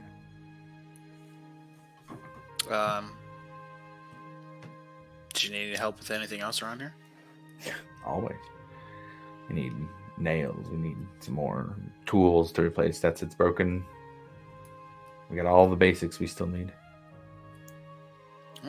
Get to work. Okay. Tosses over a hammer, a little flip.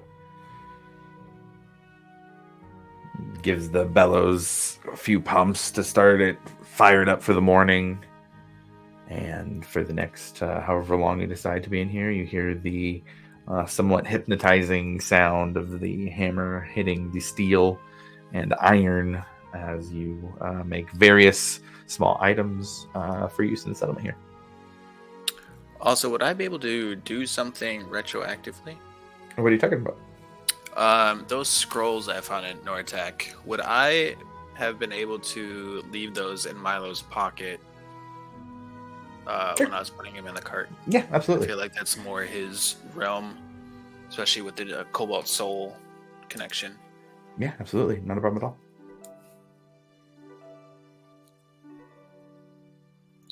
Milo sneezes. He's been being talked about, and as soon as he wakes up, he kind of like feels terrible. And he kind of pats himself down and realizes there's something in his pocket. What the fuck is this? And pulls it out and reads the scrolls. Shit. And then, I guess we should probably talk to the others. And then I go outside and look for the first person I can find of the four. Okay. What are the other three? What's Breck, Rufus, and Ekmos doing to see who would Milo would see first? Well, I'm waking up in my tiny little area, Tent. trying to, Yeah. I'll wake give up in myself gnomes. some space. Yeah, Work my as way you out of do, the tent. so you feel a kick in your ribs of the size of a gnome foot. What it is here is it's like a kind of rounded tent that has about just like 10 sleeping mats on the ground, and there's blankets and it's somewhat comfortable, pillows and stuff, but certainly close quarters. And when I leave, I'm gonna wake up Ekamos and tell him we need to go find someplace else to stay because this ain't gonna Yeah, cut this ain't it. gonna do Not it. long term. That'll be a first for me. Okay, so the two of you head out then from the tents back into the main settlement. What about Breck? I'm gonna head to Lumini to report. Okay. I would say then that Ekamos and Rufus see Breck first, and then Milo, you catch the three of them as they first meet up as well, off in the distance, if you'd like to join them. Oh yeah, seeing them, I'm gonna immediately like run over there and to show them the papers. And then what specifically was in the papers again? Varric, you were talking about the correspondence stuff? Found Yes. the Noratak stuff. Okay, Yes. got it. Yeah. So basically, it's a breakdown of what correspond are, some of the different varieties of correspond, a little bit of biology, the location. They're located across Blightshore, and there are often odd little rifts that are opened up when they or that they can be found coming from. After reading these, after my time with the Cobalt Soul, would I be able to give any kind of insight onto any of the information that's in there? Go ahead and roll a history check. 11. 11. Nothing additional. You can confirm some of the things that are put in the notes, just as a second data point. But besides that, not anything additional to add. Okay, I'm just gonna let him know that. Yeah, you could probably take that over to the Cobalt Soul. They might be able to give you some extra information on this stuff. I think that's exactly what I'll do. But first, I think we need to get this meat over to the butcher. And maybe Yes, go and the go goat. talk about that. And the goats. Where are the goats? What did you do with the goats? Yeah, I think they're still with the cart. They would have been stabled, with the horses. It's Lorena or Red would have been the one to take them. The dwarf Red would have been the one to take them in, but he would have been happy to give the goats a place to stay for the night. And then and after the butcher, I say we go collect that troll reward and distribute the funds, yeah? Yeah, absolutely. Also, we need a place that's more To permanent to stay.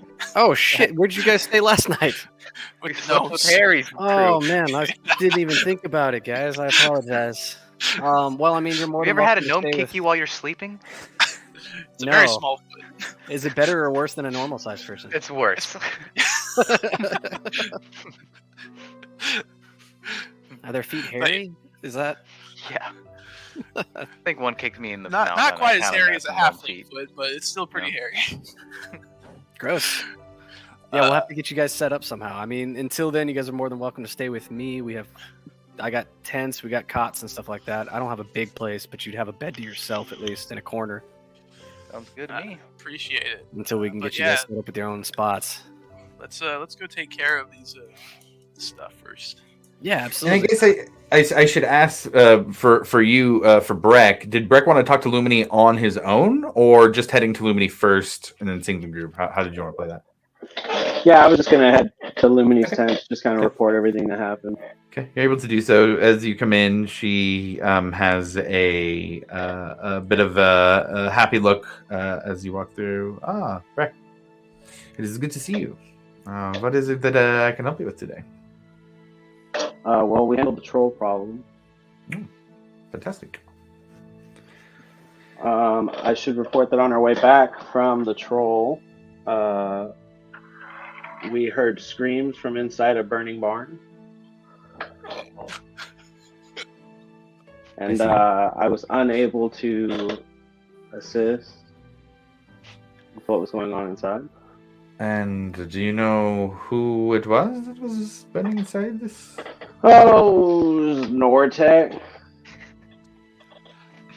And she gets kind of a little bit of a wrinkled look on her face. Go ahead and roll me a deception check on that one.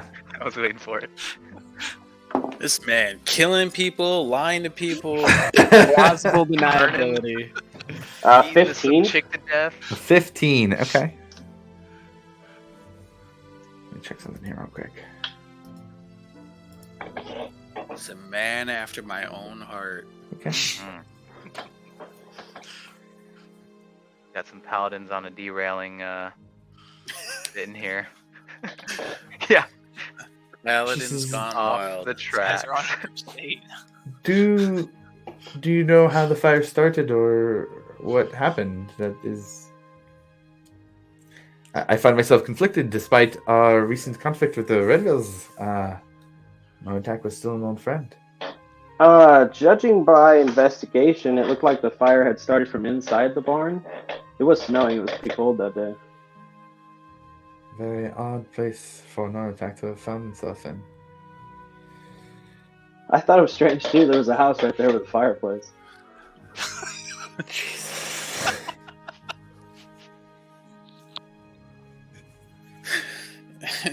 Well then, I will make sure and send condolences to his family in Rexentrum.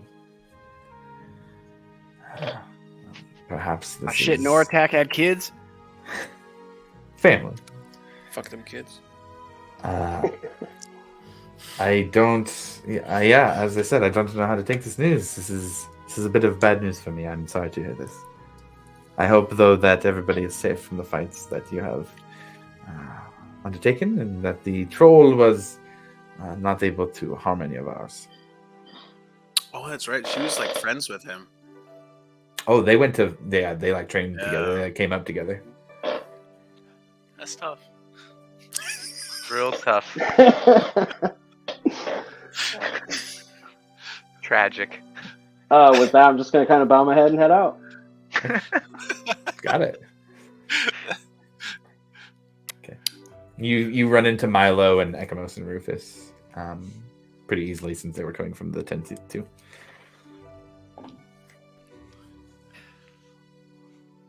Breck, you were the one that dismantled the troll? No, Varric was. Varric was. I think we probably need him to turn in the troll quest since he's got all the nit and gritty that proves it.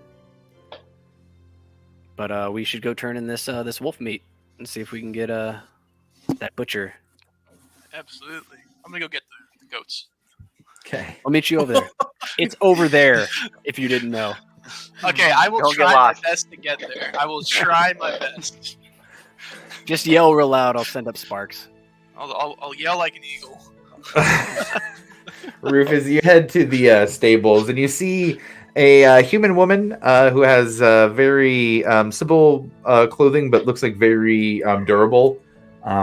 You've heard the name Lorena mentioned as the stable master here, and see a dwarf has some very basic braids in the beard and short cropped hair, kind of very similar style of clothing that is out with some of the horses. But you see Lorena throwing some hay with a pitchfork into some of the stables that are here inside where some of the horses are eating, and you hear off in the background, meh, meh. And Lorena turns to look at you with a kind of confused look. Hello. I don't believe we've met before. No, I'm Rufus. I'm with Bastion's Watch. I'm actually here just to grab the goats. Ah, another member of Bastion's Watch. I see.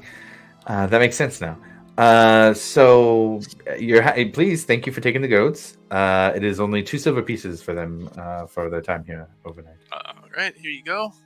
Also, just out of curiosity, so I was going to bring these to the butcher, but The goats? is there somewhere else that I could bring these to possibly get a little bit more coin? Maybe like a farm. I'd be happy to buy them from you now if you're looking to sell. How much you talking? What's the asking price?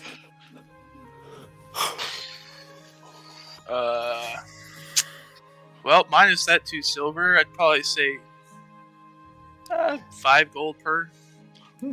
I'll happily pay. Yeah. And gives the 2 silver back and gives you 16 gold. All right, perfect. Appreciate it. I appreciate it. Thank you for the new livestock. All right. Man. Good luck. Yeah. So let's go. Now I'm gonna go attempt to find the rest of them. Easy enough.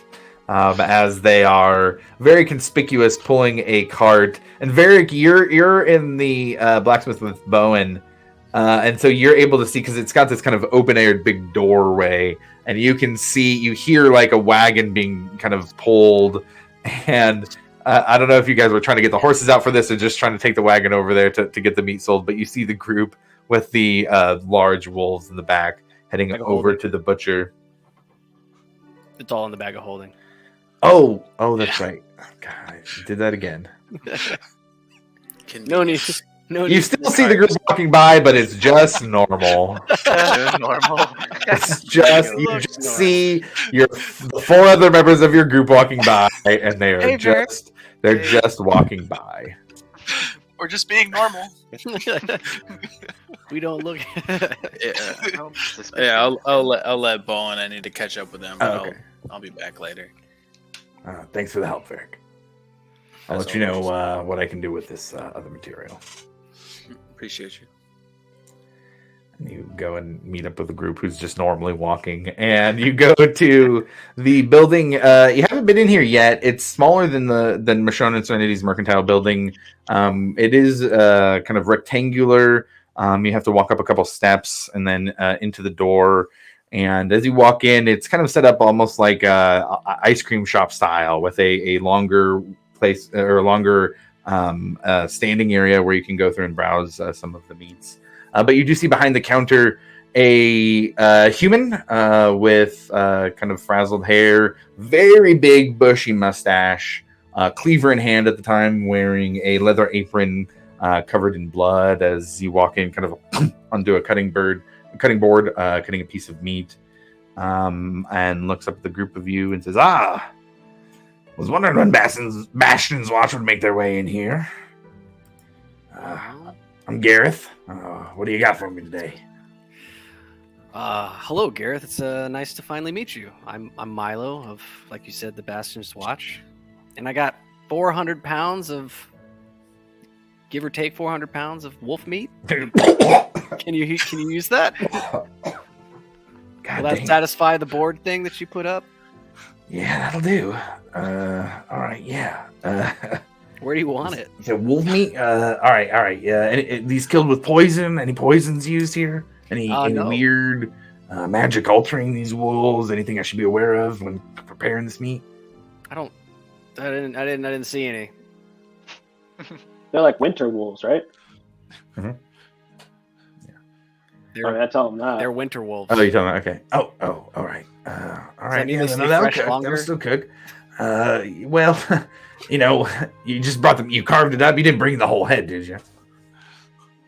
The whole head, no. Just, Yeah, their teeth are pieces. very, very strong. They have to withstand that frost breath. So they have very, very strong teeth, good for making into other tools. Oh shit, we might have to. I can fly back Go and back get 'em. out there. Just do a quick flyback, real quick. A couple hours away, right? Yeah, well, either way, 400 pounds of meat. Well, that's gonna go a long ways. I could give you probably say 200 gold for a haul like that. Wow, that sounds like a great deal. Absolutely, anything to help the settlement. Great. And he starts counting out some coins underneath, tosses it over. Here you go. Thank you. Man, 400 pounds of meat. And you start hearing him do calculations on cutting it up and, doing some butcher math on figuring out how much he's going to get out of that. But looks like a very happy, satisfied transaction from him. He goes, all right. And he kind of, the over to the left, there's more open counter space. And he starts clearing off a few things. Looks like there's some more knives and a cutting board there of different varieties, a knife sharpener as well. Moves those over to a back corner. All right, throw it all here. And I walk over and I start to unload like Okay. piece, big chunk by big chunk. Yeah. Mary Poppins it. Yeah. Just out of his bag. Mary Poppins is bloody wolf meat. And then once I'm done unloading, I'm going to divvy up the gold for the five of us, and that should be 40 a pop. All right, well, it's good to meet you all finally. You bring a little bit of pride to the settlement. I think people are starting to think things might be something special here. Hey, We got all you to thank for that, so appreciate it. it wouldn't be worth it if there wasn't a home to come back to, Gareth. And that's where you guys come into play. Well, you certainly made some bellies full today. Good. I'm glad to hear it. Hopefully there's more bellies to fill, and we'll continue to stay on the lookout for more opportunities to bring back some more food. Good. Yeah, bring back as much as you can.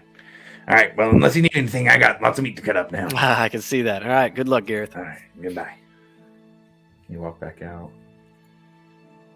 Milo, I would say as you walk out, you do see Gathok Creed kind of walking over by the mercantile, kind of coming from the front of the settlement over towards the gnome tents. So you do clock him. But besides that, everybody's free to do what they would like here in the morning. Hey, Ekamos, Yes. you might want to meet this cat.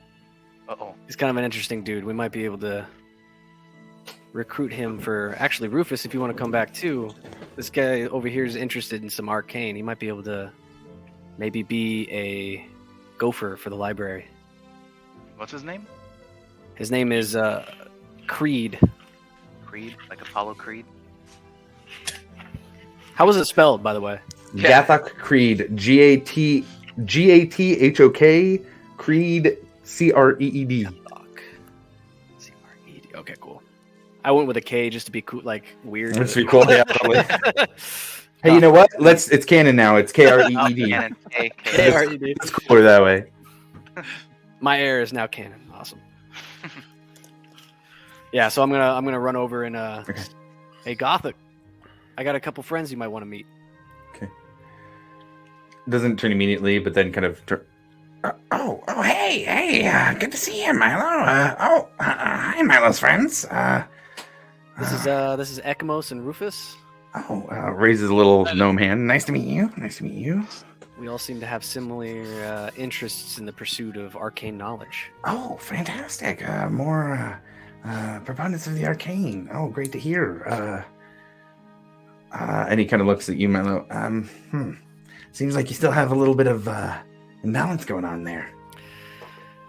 Does it seem a little bit worse now, you think? Or... I think it does, actually. Yeah, it does not look good. For He some kind of reason, it makes sense. waves a little sigil in the air. Gets a little sheen over his eyes. Huh. Okay. Do you mind? Not at all. Go ahead. Oh, And I'm fantastic. kind of cautious magically. Like I'm Oh, gonna sure. gonna put out arcane feelers if that's a thing. And you see the hands of Gathok Creed here start to move up, and as it moves up, each of the fingers seems to have a small arcane-looking circle, almost like a teleportation circle in miniature, over each of the fingers, and kind of moves his hand over your torso, and you can start to see magical currents appear over you. And you see that some of them, most of them really, are very calm currents, very consistent in their speed and variety. But you do have two that are moving through, one that is shaking almost like electricity is being run through it, and another that is 2 or 3 times the size of the others and twisting in weird ways. And almost like excuse me, almost like Tony Stark blowing up the digital images up on in the Iron Man movies, he kind of takes those pathways and moves them out of your torso and starts. And it doesn't like move them out completely. It pulls along so that those currents are still connected to the ones that are flowing through you. And the other hand now lights up with one large circle, similar to the others that are around the fingers. Okay, I think we just need to make a couple tweaks here.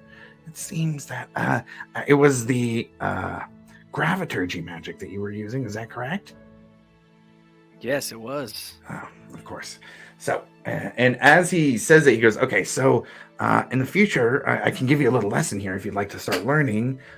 What you need to do is focus some of your arcane energy. Maybe if you're casting a low-level spell, something like that, the beginning stages where you start to feel the magic build. And you do that, but wait, don't do it. Actually focus it in to your hands and your fingers. And there are 2 or 3 sigils I need to teach you to be able to actually get it to be able to affect these ley lines within you, these arcane ley lines. But once you do, and he kind of does a little bit of a turn, moves one over out here as they extend, but still stay connected. And he takes his 5 fingers and kind of does a little flourish with the hand. And the 5 circles start to go over, kind of like a hoop around a string. They go over this ley line and start to encircle it. And the 5 of them go along different lengths. And as they go over the first one that has issues, the one that's kind of buzzing like static, he takes his other hand and like a dial turns it, and you see this ley line traveling through you. You almost feel that discordance, that static energy that was affecting your spell casting. You feel it go away, and it's like having tinnitus that goes away for the first time in months. You feel a calm and peace of the magic flowing through you that wasn't there before. And he pulls back out the 5 rings that are still now at his fingertips. He goes, all right, 1 down.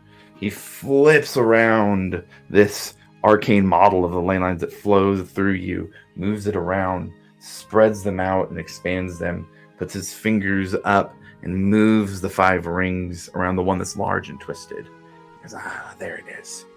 Okay, and takes the hand with the large one again, and you see it untwist and go back to normal size. And you feel now inside of you these 2 things fixed. It's almost like a dam that was in a river blocking the majority of the flow of water now flowing freely again. And you hear Silcine say to you in your head, that was it. Oh my. You fixed it. I immediately look over at Ekamos and Rufus and be like, yo, we got a lot to learn. Damn. Just like, I don't know what the hell just happened. That was pretty cool. Hey, well, if all of you want to learn, I'm happy to teach anybody. I want to learn. That's fantastic. Well, why don't we go? I'll get a tent set up, or find an open tent over with the Nimblefoots.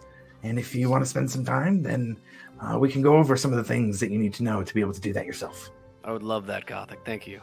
I also have a couple propositions that you might want to hear. But I'd be happy to.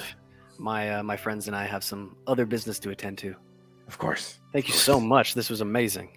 Yeah, happy to help. Can't wait to learn this. Any studies of the arcane. I appreciate it. Just the interest is enough for me. Thank you, Gothic. Of course. Well, if you have things you need to do, please. I'll be over by the tents. You can come find me at any time. Absolutely. I'll find you as soon as I have the time. Great. Yes, I will find you as soon as I have the time. Okay. And as the small gnome wearing kind of like a it is a little bit of a longer, not like Harry's duster. It's a little bit longer, more kind of trench coaty, but in a black gnome-style trench coat with a bit of arcane accessories around the belt with a component pouch and a small spellbook. You see Gathok Creed with his brown slicked back hair running off back to the Nimblefoot clan tent. And with a sense of achievement, of survival for Milo, of getting through the challenges that you have faced, of making the entire Zemni field safer by taking out the Frost Troll, and for better or for worse, moving things forward in the conflict against the Red Will. The group in this new morning decides to get together and figure out what lies next for the party. Yeah, I think that's where we're in the session for the day. There it is. I did one thing. I was going to look at Ekamos and Rufus and be like, I'm glad he didn't hear me call him Gopher. I was just going to get this guy to go find books for us, man. But Jesus Christ. I hope he didn't hear Gopher. Holy rhymes. Oh, man. All right. Well, Little with did we that, know. thank you all to all who are watching on Twitch or the VOD afterwards. If you want to join in one of the games that I am running, we do have some spots open in Sanctums and Spies. There are 2 spots left. And it is getting pretty wild over in the Wastes of Jorhas and the Kryn Dynasty for that campaign. So if you want to join in on that, links down in the panels for startplaying.games. But otherwise, the next Monsters and Madness session that would be happening is going to fall on Christmas. So we will see everybody in the new year. So thanks for tuning in and see you in 2023. Bye. Yep.